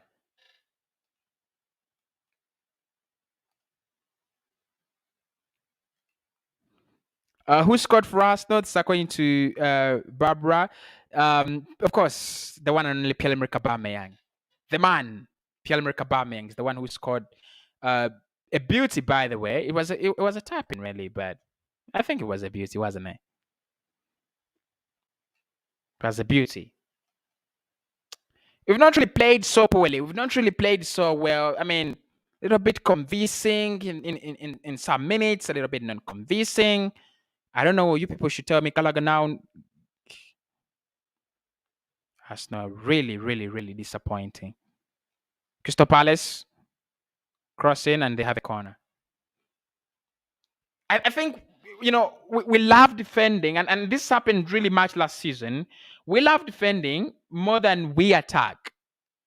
It's really something that I hate when a club is more into defending, and that's what Mikel Arteta is trying to do with this team. They love being behind the ball. They love defending, and they defend well. But we've got to score. We've got to score some goals. Come on, Arsenal.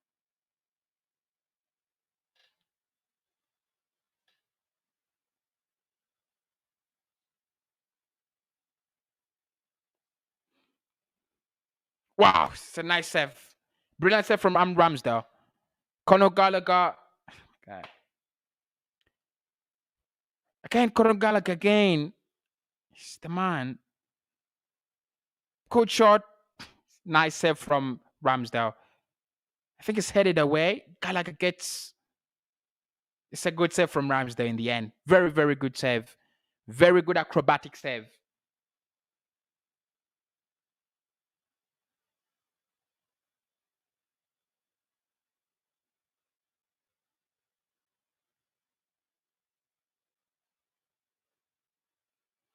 Halftime, there it is. Arsenal 1, Crystal Palace 0.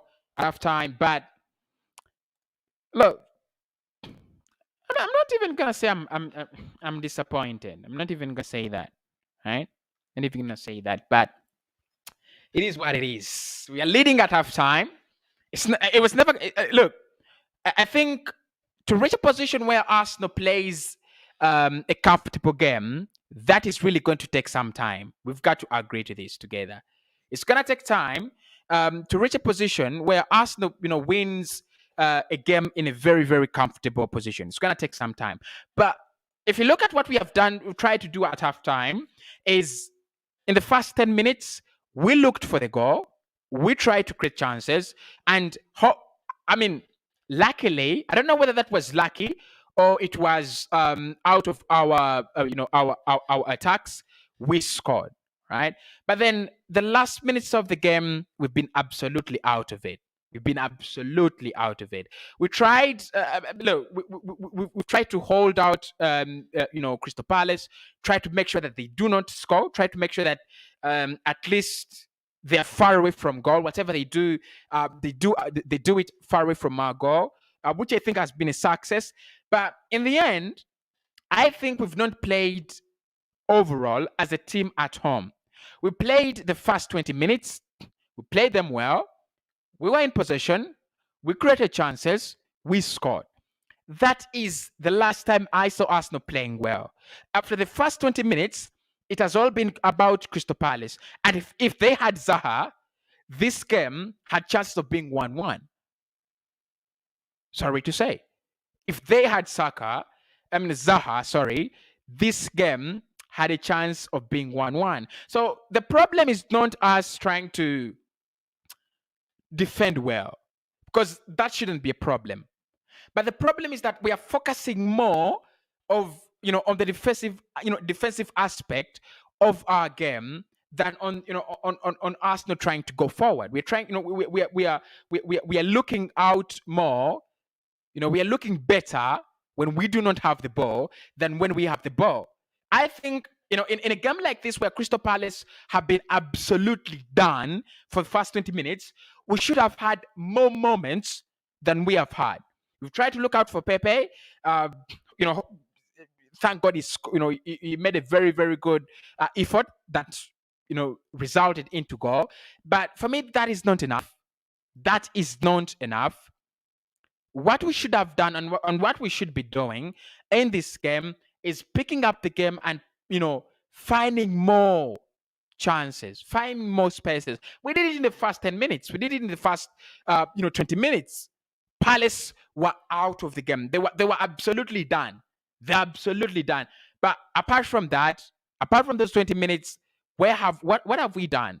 I need your reactions in the first half. What did you see in that first half? Were you impressed? Do you think maybe Arsenal did, what we expect? Because for me, 20 minutes in, yes, that is the Arsenal I wanted to see. After that, no, absolutely not the Arsenal to see. But I even know we've been shit. I can't say that we've not been shit, right? We've not been shit, but we need to do better, right? We need to do better. Then Waisha says Arsenal is just fair, and that is the problem. That's the problem. We are fair in a game where we should be excellent. We are fair in a game where we should be excellent. We are giving Palace possession that they're not even wanting. When we were in possession, they didn't they didn't even fight. They didn't fight to get the ball back. That is how it shows you they were not even ready to be in to possess this game. But we've just given them possession. There you go.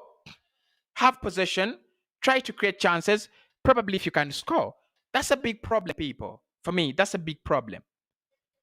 We are a club that has opportunities to win this game. Right from minute one, I think we started on the front foot, and I think we were just open. We're just open. They could counter attack, and I hope Gabriel and Ben White did very well with that. But we were so open on the other end. We created chances. We were so close. We had shots on target.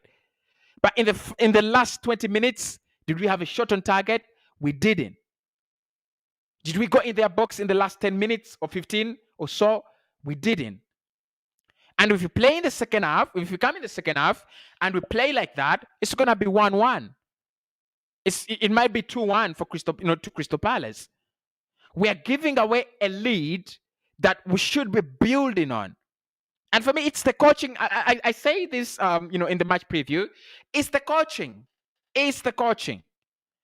These players, whenever they lead, that's it. It happened against Burnley. We had a good lead, good free kick from Odegaard, and Burnley played us like they were prime Barcelona. Now, Crystal Palace are closing us down. What will happen after that? They will get an equalizer. And then we'll start cussing, here and there. So I think it's the coaching. There's a problem with the coaching. The mentality of these boys is if you lead, you've done it. It's a lead. It's a lead in 8 minutes. It's not a lead in the 90th minute. It's a lead in 8 minutes. That is not where you defend. That is where you look for a second goal. I've not seen Arsenal trying to look for a second goal. It was only against Tottenham Hotspur. And I'm telling you this, we beat Tottenham Hotspur, but they were very, very poor in that game. They were absolutely very, very poor in that game. They're so poor. Otherwise, maybe you never know. We might have not beaten them. So look, we started very well. We started very well. I'm looking at I'm looking at the MacArthur. I'm just looking at the MacArthur challenge on Saka. Saka clears the ball and then MacArthur kicks him. I think if you watch the challenge, what MacArthur is trying to do, he looks at the ball and then he anticipates where the ball will fall, but doesn't he see Saka there? Because that is,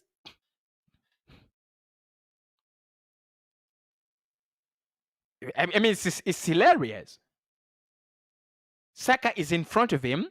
Saka clears the ball fast, and MacArthur kicks Saka like Saka doesn't exist there. It's hilarious. I mean, it should be a red card, because this is a straight kick. This is hilarious. This is hilarious. But guys, what are your thoughts on Arsenal's first half? What do you think? The goal is good. The goal is an absolute beauty. I loved it. Pepe trying to find the far corner. It's a good save from Guita, and then Aubameyang will capitalizes on the follow up. It's 1-0. Very good goal. And for me, it's the goal is a result of how we started the game. It's a result of how we started the game. We started so well. We started off very, very well. But we just gave everything away, right? We just gave everything. We just gave everything away. Something that I think is hilarious. Yeah, something that I think is hilarious. We need to come back in the second half. We need to be more straight. I think Gabriel Martinelli needs to come to come onto that pitch. I don't know what you people think. I think Gabriel needs to come onto that pitch. We need, if you're going to run, we need Pepe to get off that pitch then, because for me, he's not running. Apart from that assist, he's that's the last time I saw him do something good. So if we are seriously, right, if we are seriously going to do what we are doing, we need Gabriel Martinelli on the pitch. No question. We need Gabriel Martinelli on the pitch. But otherwise, it's not been a bad half. It's not been a bad game at halftime. It's not been a bad game at halftime. Arsenal just need to do better, right? We just need to do better in the second half. Cossy, we need a better coach than Mikel Arteta. Look, it's not even. I also think the backroom staff and whoever is working with Mikel Arteta, they need to up their game. That's the truth. They need to up their game. They need to up their game. Otherwise, it's unacceptable, right? You don't start a game like that, get a good, get a very good lead, and then you just throw it away like that. No, you don't.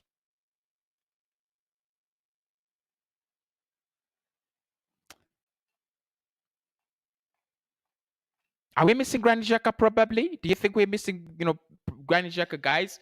I don't know. Are we missing Granit Xhaka? Because if Xhaka was in this game, probably. But again, for me, I don't feel like we miss Xhaka. Many people, ever since Xhaka got injured, they've tried to justify the fact that we need Xhaka. For me, which is not a bad thing. Yeah, it's not a bad thing. We might need Xhaka. We need Xhaka. It's not a bad thing.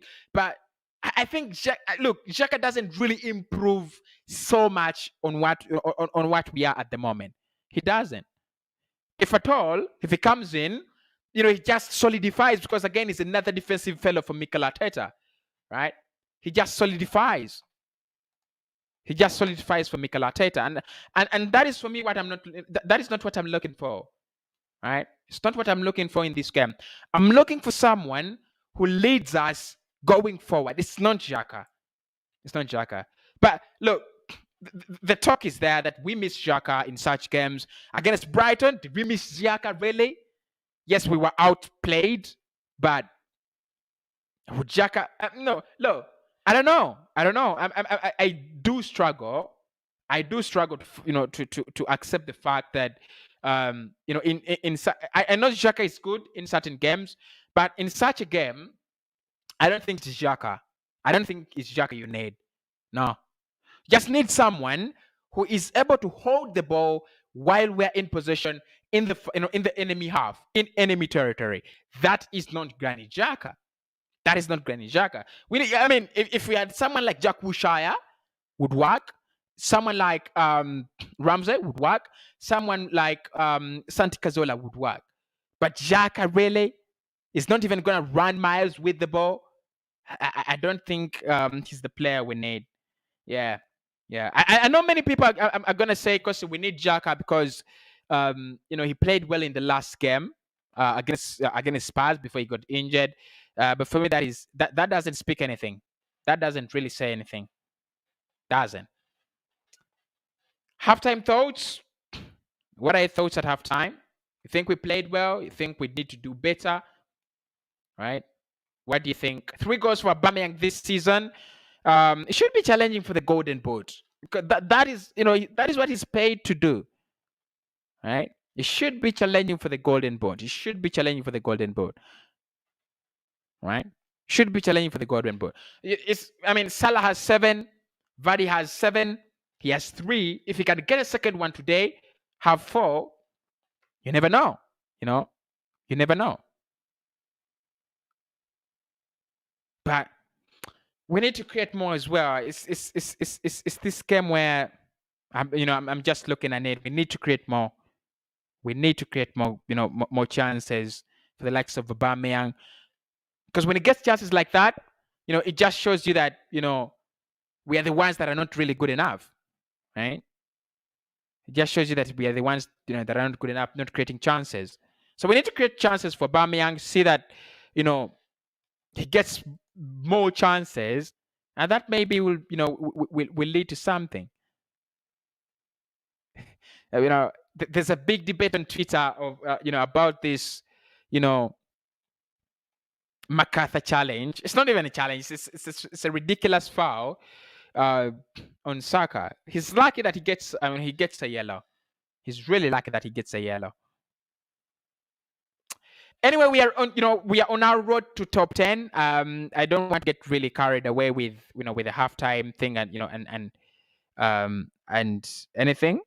Yeah.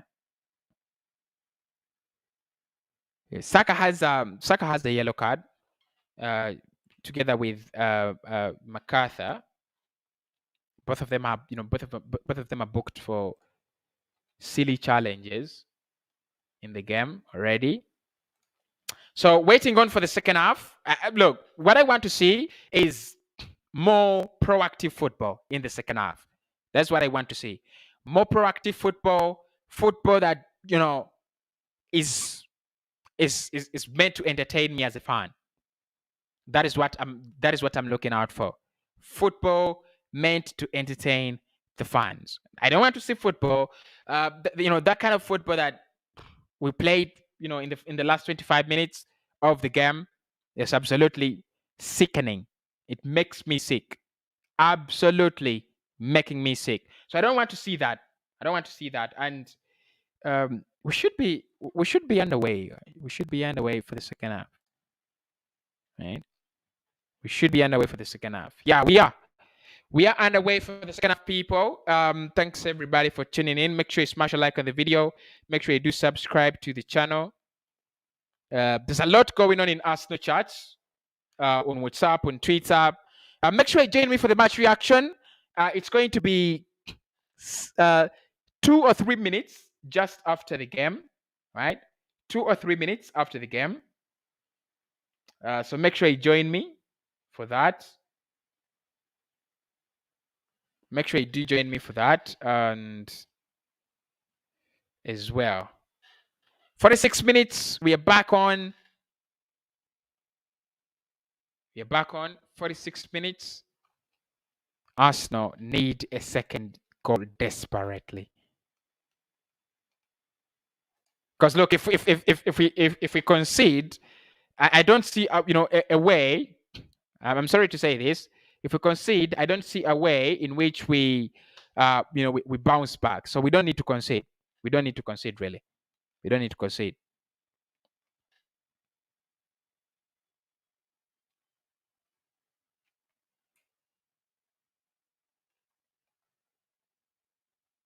So good luck to all the Gunners for the last 45 minutes. And I've got to say I'm quite under pressure. Immense pressure. But nevertheless, we're already back underway. Already back underway. Partey goes long. Off target. Wow, it's a good try. It's a good try. Lokonga is on.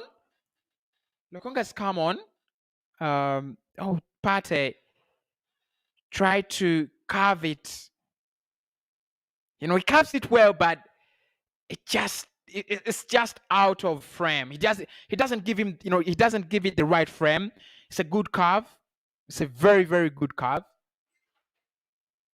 And we nearly had a second. Gallagher. Now Crystal Palace trying to find it. Ramsdale. Good. Ramsdale is in goal. Team news. Ramsdale is in goal. Tomiyasu, Ben White, Gabriel, Tierney. Thomas Partey is playing in the pivot alone. Lokonga's come on for Saka. Saka is injured. It was a reckless challenge. And look, again, I don't agree with Mikel. He brings on Lokonga for Saka. That should be Gabriel Martinelli. That should be Gabriel Martinelli. Shouldn't be Lokonga. Lokonga should be coming on the pitch later when we find a second goal. Partey is, Saka is injured. It's a reckless challenge. It's a stupid challenge by MacArthur. Because, it's off the ball. Should be a red card. And now they're back at it again. Crystal Palace, they've already started, their usual business. I think Lokonga is going to be playing in the pivot, and then Partey will be stretching a little bit, forward, or up the pitch.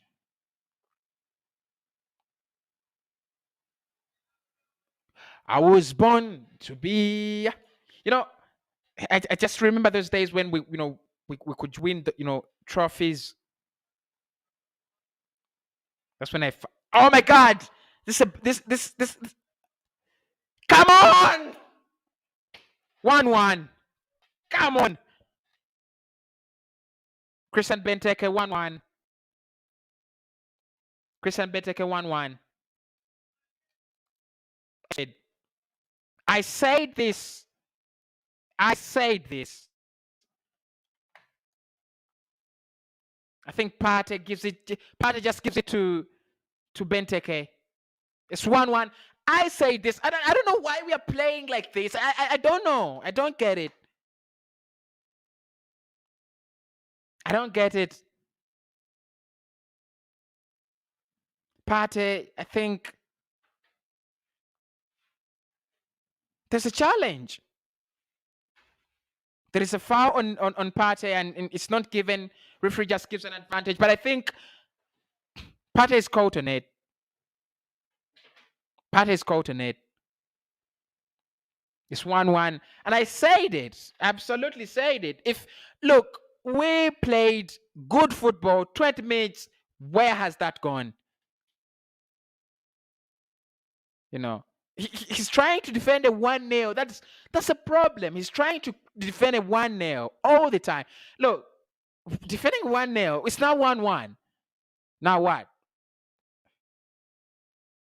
And we have already lost the structure. We have lost the strategy. We are panicking. Crystal Palace at the Emirates Stadium, 1-1. They played well right from minute 20 of the game. They played well. We've just given them an opportunity. We are panicking. We are having goosebumps. We are having the worst game in our life. It's absolutely stupid. Absolutely, it's a stupid goal. It's a stupid goal because we give away the ball, and I'm even not going to blame these players. I'm just going to blame, the manager and his coaches. It's like we don't have coaches in this team. It's like we don't have coaches in this team. Pepe now running at the defense. He's caught in it, but against possession, he's lost it. I would just put off Nicola Pepe. I'll just put Nicola Pepe. There's nothing to do. I just put off Nicola Pepe. This is hilarious. This is absolutely hilarious. We start well. We are playing well. And I don't know how,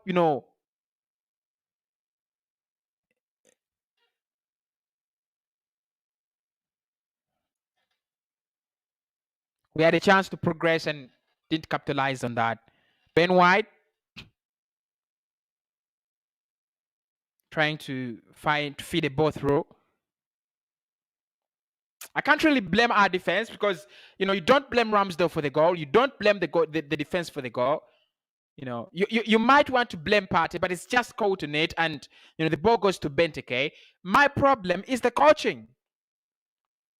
My problem is the coaching.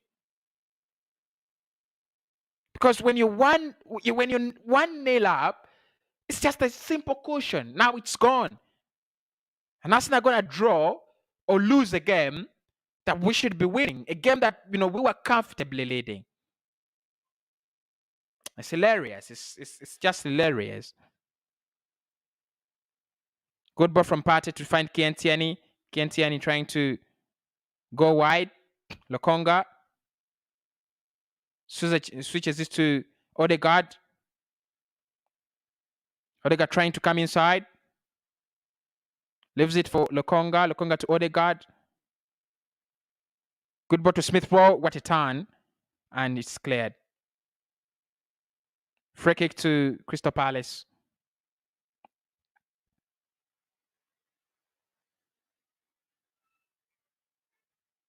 Oh my God. I don't know. I don't know. I mean,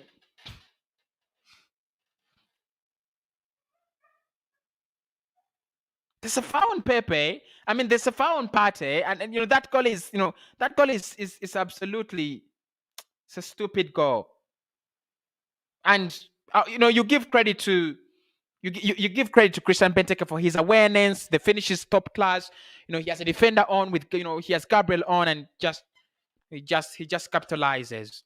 Just capitalizes. It's a good goal. Throw in Crystal Palace. Come on, Arsenal. We need this win. We need this win better than ever. This is a game we need to win better than ever. Not even, I even don't know. This is a game we need to win like nothing.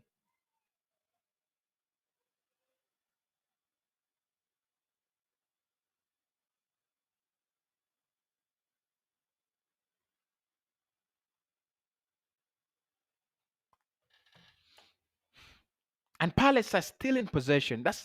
I don't know. I don't know. I don't know. I don't understand how Mikel Arteta manages this team. I don't know what they tell these guys in training.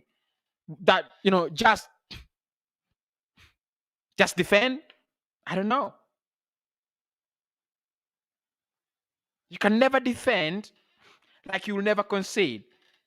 It doesn't happen. It doesn't work like that. It doesn't really work like that. You can never defend like you will never concede. Gallagher. Are you? Gallagher is offside. Lokonga is there fast. It's a goal kick.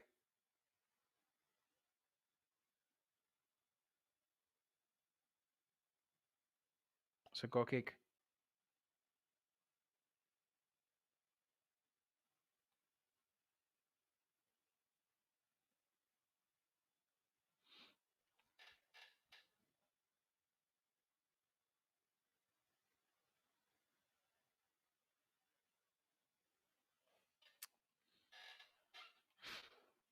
Still have a chance to win it. Still have a chance to turn it back, to turn it around. I just wish do the right thing. That's all. Crystal Palace. Oton Edward. Oton Edward. Nice. Now are you? It's a good save. Nearly 2-1. I mean, look. If we continue playing this shit, we don't stand a chance.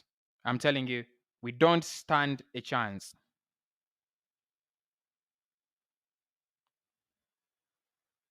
It's nearly 2-1. It's nearly 2-1 for Crystal Palace. Good save though from Aaron Ramsdale. Very good save. Very good save from Aaron Ramsdale. Crystal Palace have 4 corners. We have 2. I mean, it's like we are the sellers.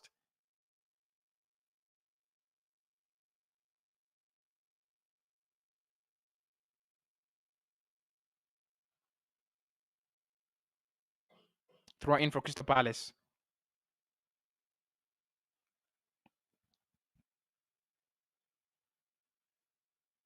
And I'm just blaming Mikel Arteta on this because he puts Saka off at halftime. Yes, he's injured. You have Lacazette on the bench. You have Martinelli on the bench, and then he just introduces a defensive central midfielder. At the moment, we didn't need a defensive central midfielder, but he's looking to defend us a 1-0 a 1-0 cushion.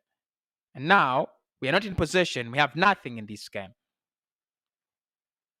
Palace have absolutely everything to fight for. Good crossing. Tomiyasu can clear.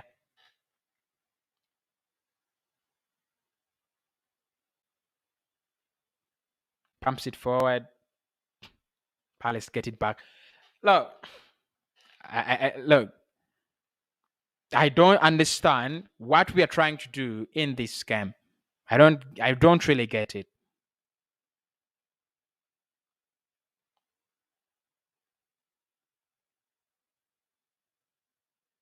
Palace now. Are you?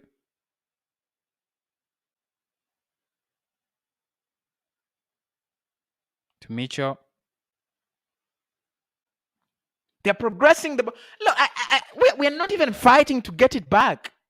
We're not. Look, it's when. Oh, it's a bad shot. It's a very, very poor shot from Tyreek Mitchell. But we're not even fighting to get the ball back. We're not concerned. It's like we have 3-0. We are not fighting to get the ball back. I don't know what's happening. I don't know what we are trying to do. But whatever we're trying to do is silly. Just silly.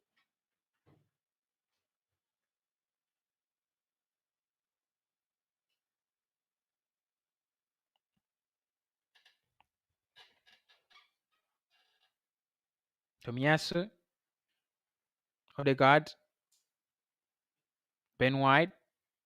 Gabriel. Lokonga. Tierney. Smith Rowe. Nice flick on. It's a poor touch from Arsenal. Get it back. Partey. Nice switch to Pepe. Pepe trying to put it down, but it just can't come clean for him. Throw in. We need fresh ideas. I think we need fresh ideas. We need fresh legs. We need a fresh brain. We need new players on this pitch because nothing is changing. Crystal Palace have just taken everything in their own hands.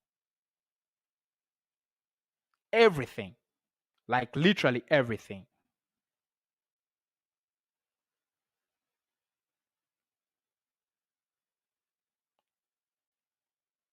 Throw in Crystal Palace.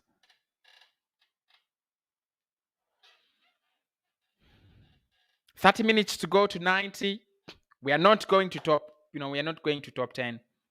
We are staying rock in the bottom 10. And we have run out of ideas. We have just run out of ideas. Again, Ben White caught on the ball. I don't know what we are trying to do. We are being caught on the ball so many times. We don't have progressing ideas. we're playing at, we're playing so sloppy at the back. I don't know what.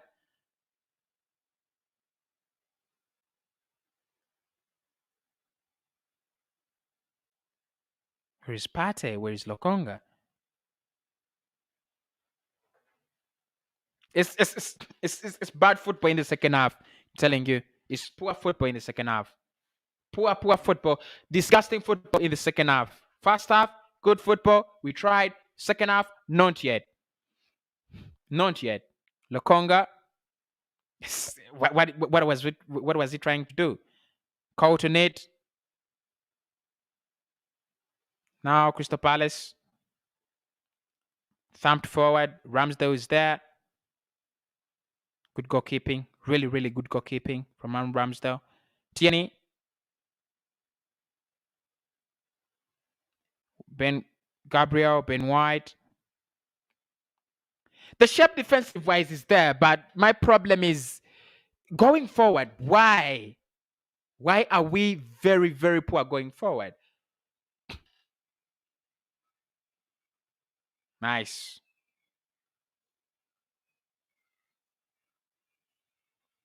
Crystal Palace are hungrier. Crystal Palace are, are more focused. Crystal Palace are everything. They are everything you would love your club to be in this game. I don't know what has happened to us. I don't know. It's like we just lost it. We just lost morale. We just lost everything. Blah, blah. And Palace are not playing so well. That is what is bothering me. Palace are not playing well. We're just playing worse.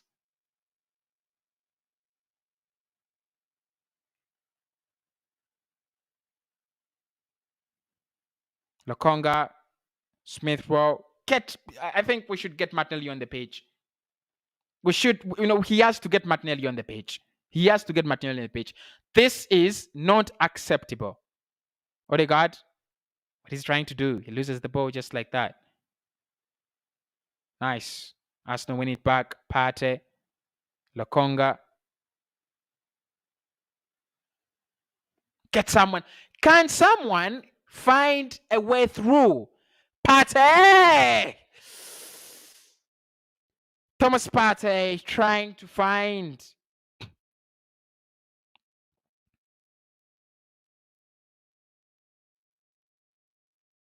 Again, Thomas Partey was trying to find, the corner, rock bottom corner, but just doesn't happen. Goal kick. And look, you see what I was saying in the summer. When you have a team that cannot create chances, when you have a midfield that is dull, you have Lokonga, you have Partey. Partey can be a little bit creative, but not that creative. It doesn't make sense. It just doesn't really create anything. So you're stuck. You're just stuck. Just where you need brilliant players, the likes of Madison, the likes people who can light up the space.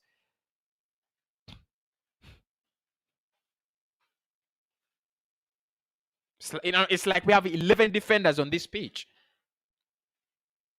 We defend so well at the expense of attack, and it doesn't get any better than that. Worse than that, to be specific. Long ball in. Ramsdale is there. I think we've got ourselves a good goalkeeper. We have a good goalkeeper. We have a good defense. The midfield is a shambles, an absolute shambles.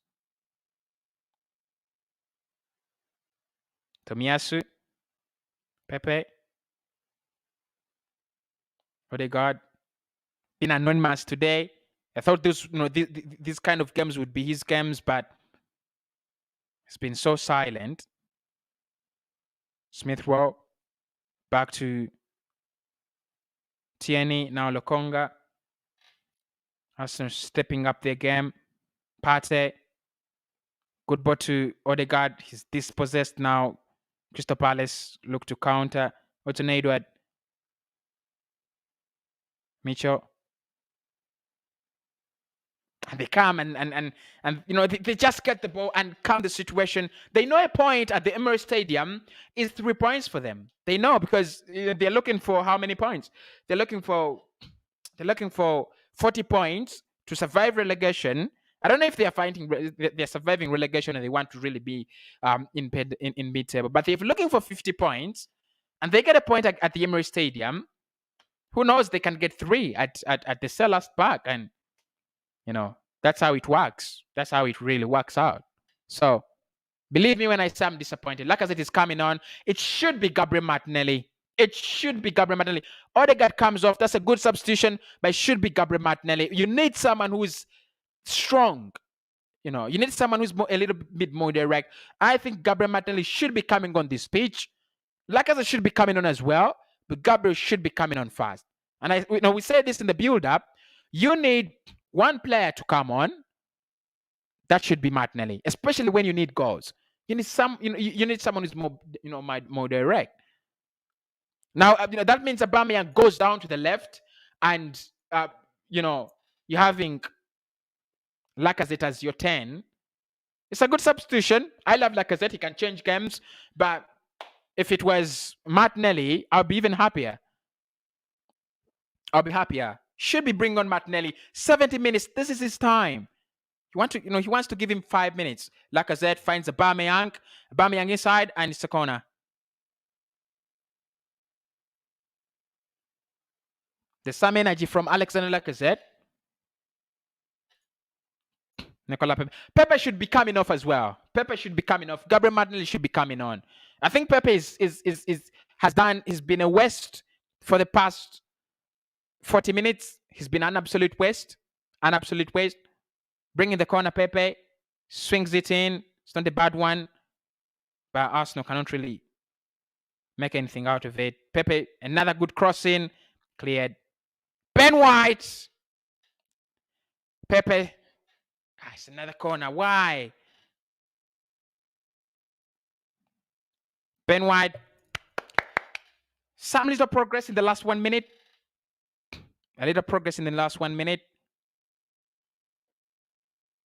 Corner from Nicola Pepe. Down the left. Swings it in. It's a bad one this time. You can't.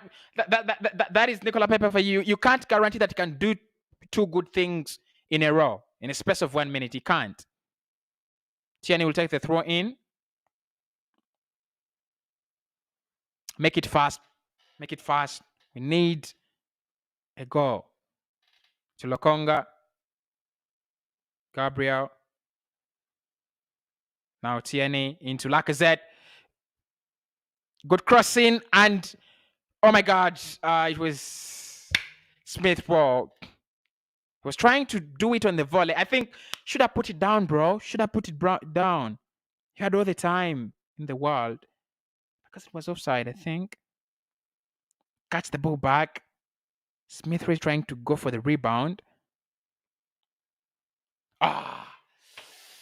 Good tackle from Aubameyang, but then the ball escapes him. 20 minutes now to capitalize. If we don't win this, our chances for closing on the top 4, top 6 are going away. This is a chance when your rivals draw points. This is a chance for you.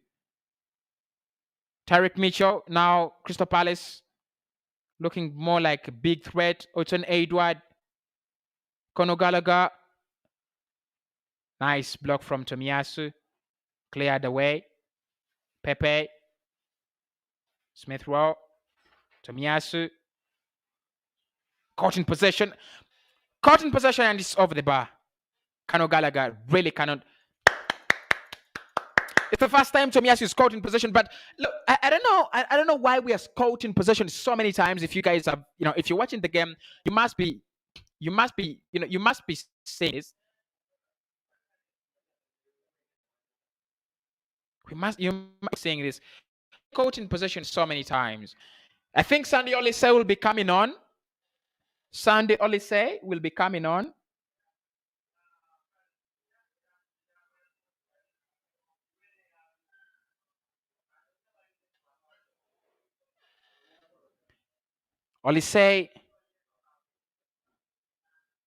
Olise comes in for Olise comes on, and it is Ayew who is withdrawn. So Palace are going for it, and For us, we're trying to defend the ball. And that's the problem. No team plays like we do. Every team, at least in a game, they're trying to find a win. We are not.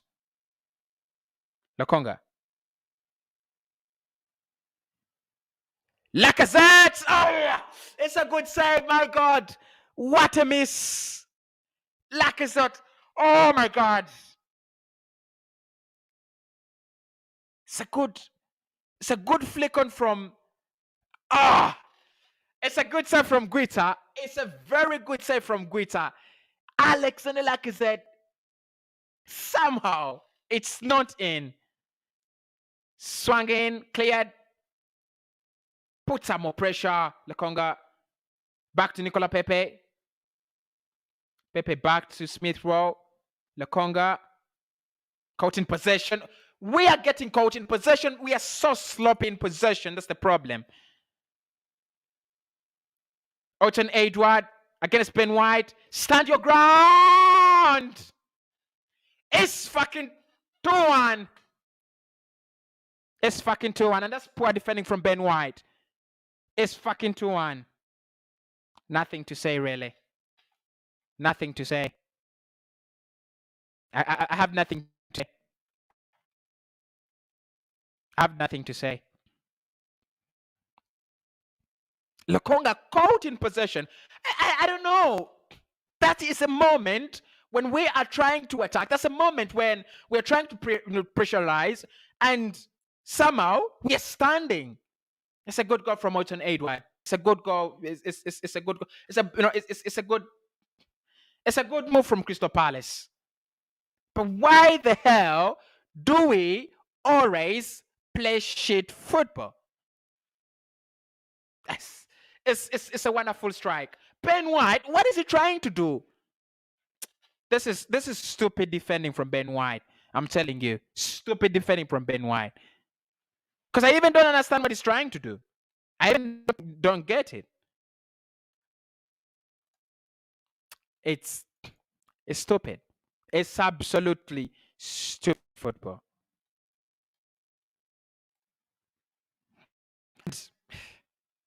That's it. That's it. Manager of the month, leading at in 8 minutes, defending already in 8 minutes. Why don't you give Gabriel Martinelli a chance in this game? What do players like Gabriel have to do to get a chance in this game?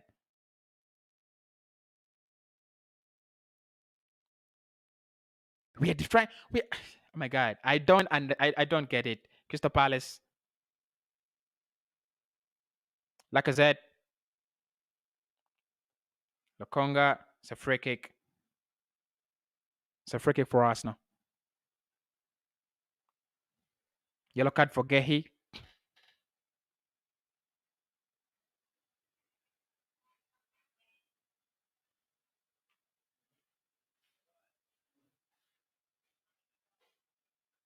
I think it's Joaquin, I think it's Joaquin Anderson who, gets Lacazette's like. But this is hilarious football. This is negative football. This is bad football. I mean, I don't understand how you start defending so deeply in 20 minutes. You start defending deeply in 20 minutes. How you start defending one goal in 20 minutes. That's what I don't understand. Look, when I do match reactions and I'm ranting and people say, Cossy, you always love ranting. But this is it. This is what I'm talking about. How am I supposed to think about this?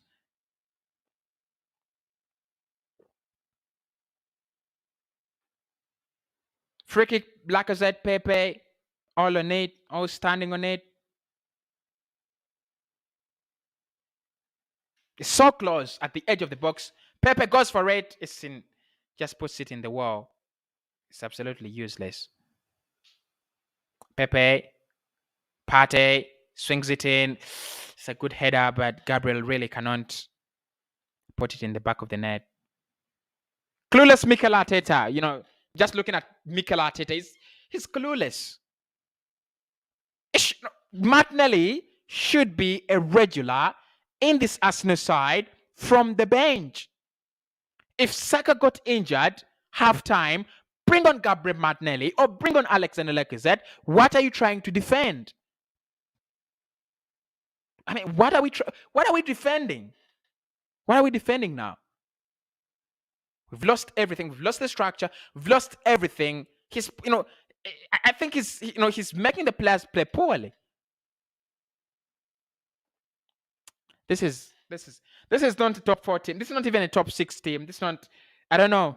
I think the performance is what, top 15? Because I don't get how you are at home against Crystal Palace and you're defending deeply at 20 minutes. I don't get it. Gabriel, we have been caught in possession how many times? Tierney, back to Abosami Lokonga. Caught in possession 2 times, and we have conceded 2 times. When 2 players have been caught from possession, Partey and Abosami Lokonga. We are not even trying to, there's no nothing in this game. You need a direct player. And I think everyone could see this. You need a direct player in this game. Because that's what Palace are doing. They're playing direct football.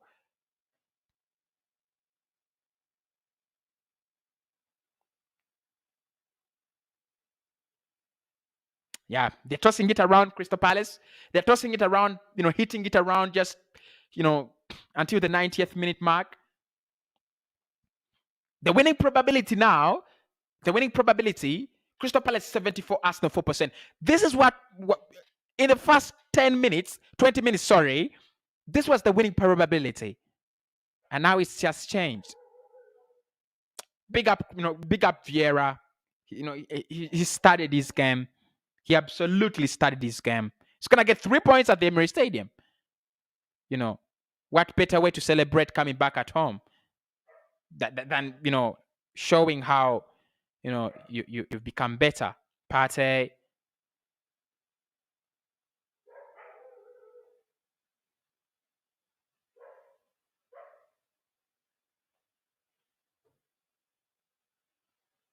Partey is down. Together with CRYATAL. Partey must be injured. It was a rough tackle, really. It was a rough tackle. It was a rough tackle. Partey and CRYATAL. It was really, really a rough tackle.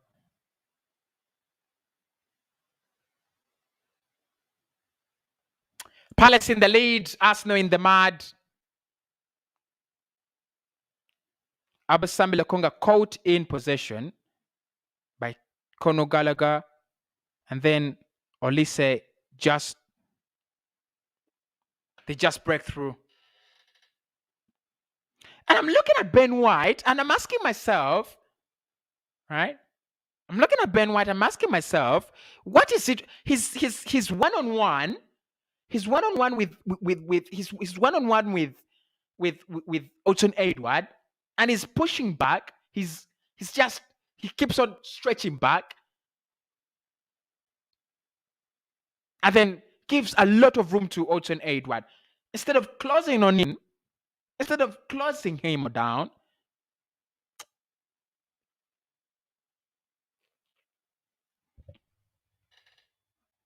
and now he brings on Gabriel Martinelli 80 minutes. Wow. Brings on Gabriel Martinelli 80 minutes. 10 minutes to go. When all we can do is fight for a point.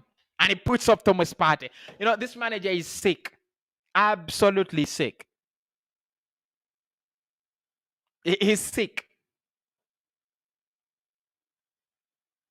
He brings on Gabriel Martinelli 10 minutes to fight for a draw. Martinelli should have come on at halftime.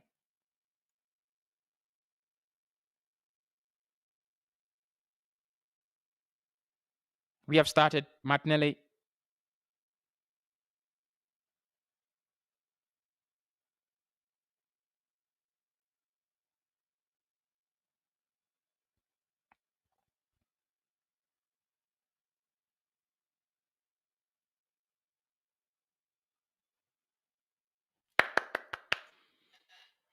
9 minutes to go. All we can fight for in this game is a point, I'm telling you. And I don't think we'll get it. I don't think we'll get it. I don't think we'll get a point. To be honest, I don't think we'll get a point. Because we're just that sloppy. Right? We're just that sloppy.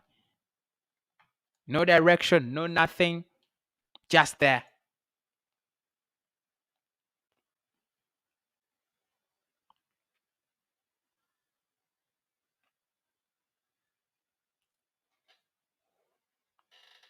Another substitution for Crystal Palace.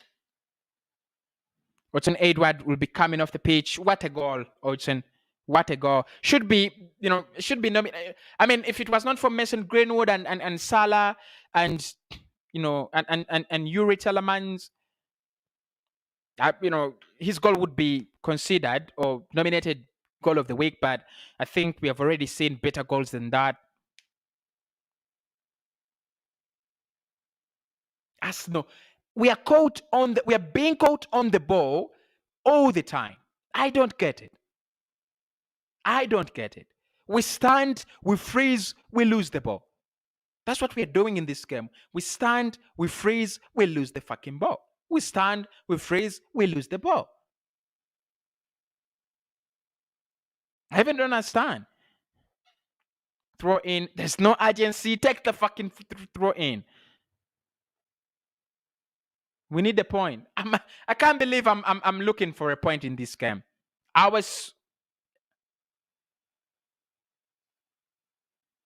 Wow. I don't know whether it is match fitness. I don't know whether we are not fit. I don't know whether we are just dull. I don't know. Lokonga. Ben White. Smith Rowe. Lokonga. Gabriel. Ben. Tomiyasu coming forward. Pepe. Ben White.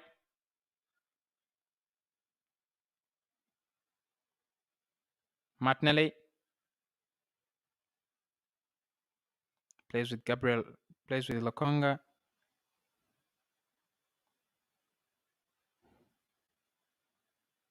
Ben White.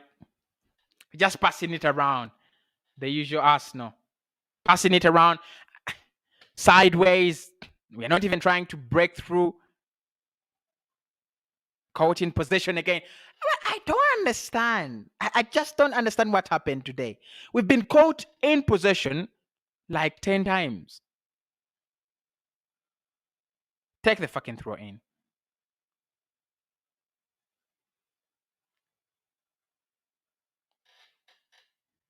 Lokonga. 6 minutes or less.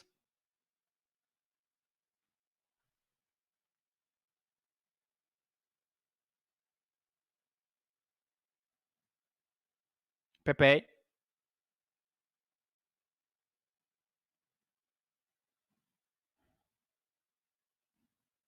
Gabriel. We'll find Martinelli. Come on, do something, Martin. Swings it in. Swings it into Aubameyang, and Aubameyang really mistimes it. It's a good crossing. It's a good crossing. Look, I don't know why he doesn't give this boy football. I don't understand. I don't understand why he doesn't give him a chance. And what is Aubameyang trying to do even? I'm disgusted, I'm telling you. I'm absolutely disgusted. There are times when we play poorly and I could just let it go, but I can't. This is so bad. These are some of the games we have to win in the season. Brighton, Palace. If you play Leicester, Leicester's so good and dangerous at the break. You're going to concede 4. You're going to concede 5.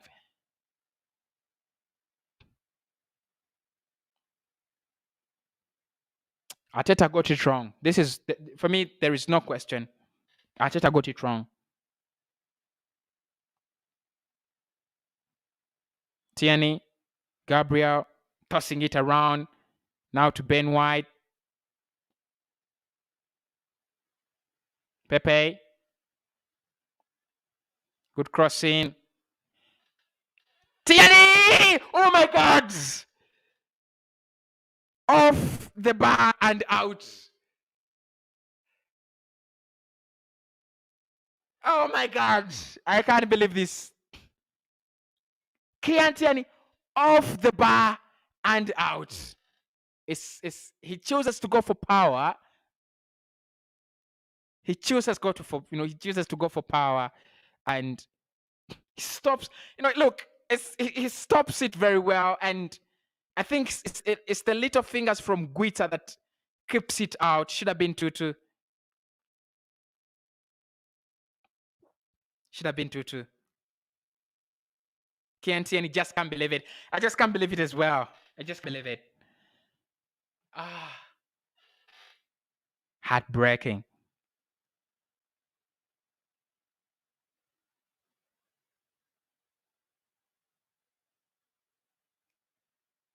Like I said, looks for Pepe. Can't get him. Tomiyasu is there. To Pepe. To Smith Rowe. Into Lokonga. Now into Gabriel. A crossing. Guita will be there. Pepe puts it back. That's a penalty. Doesn't give it. That is Pepe.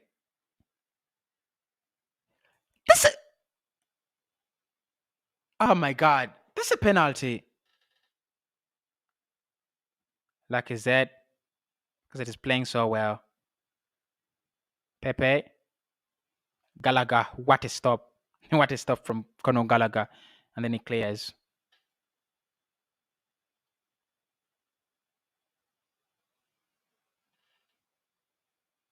Cleared by.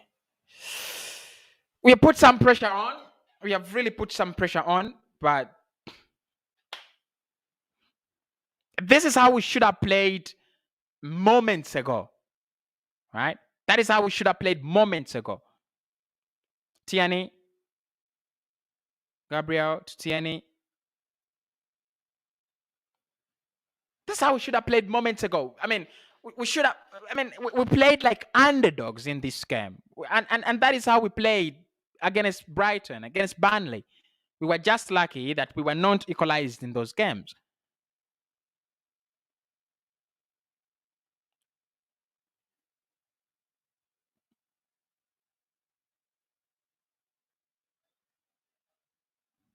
Had a chance to equalize, didn't really come in handy. Tomiyasu, Lacazette goes through. Lacazette, it's over the bar. Does everything well, but can't score.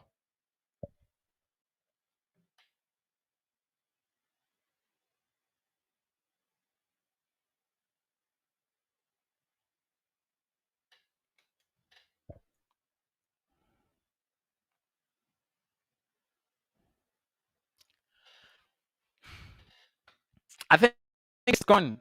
It's gone. I mean, we're going to a -6 now, right? We're going to a -6 goal difference. 8 games in, -6 goal difference. It's hilarious. It's just hilarious. It's just stupid football.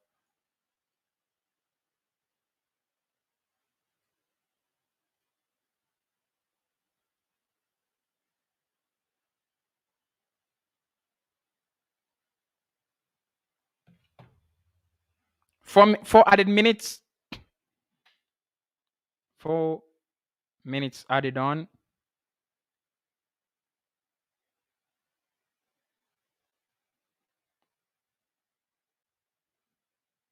Tierney, good crossing, but Lacazette really can't get to it.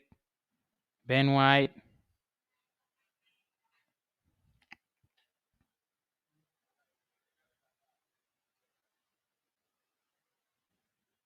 Wow. Well played, Crystal Palace. Well played, Crystal Palace. I give them all the credit they deserve in this game.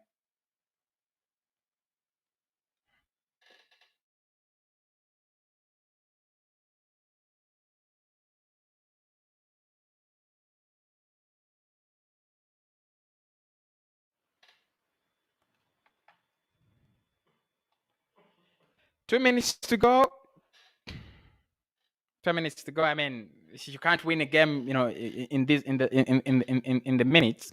We can't even find a goal because we are known to that. But I think he should be bringing on Gabriel Martinelli a little bit earlier in these games. He should be. Caught in position again. Tomiyasu again. Conor Gallagher is a free kick. Benteke. They're just tossing it around.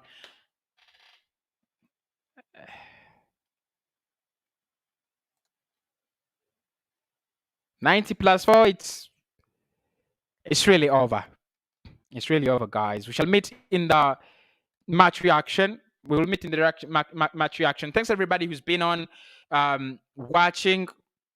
It's another loss for Arsenal. I didn't expect that to come as a loss, but it is. I'll speak to you in the match reaction. Smash a like on the video and subscribe to the channel. Let's meet in minutes.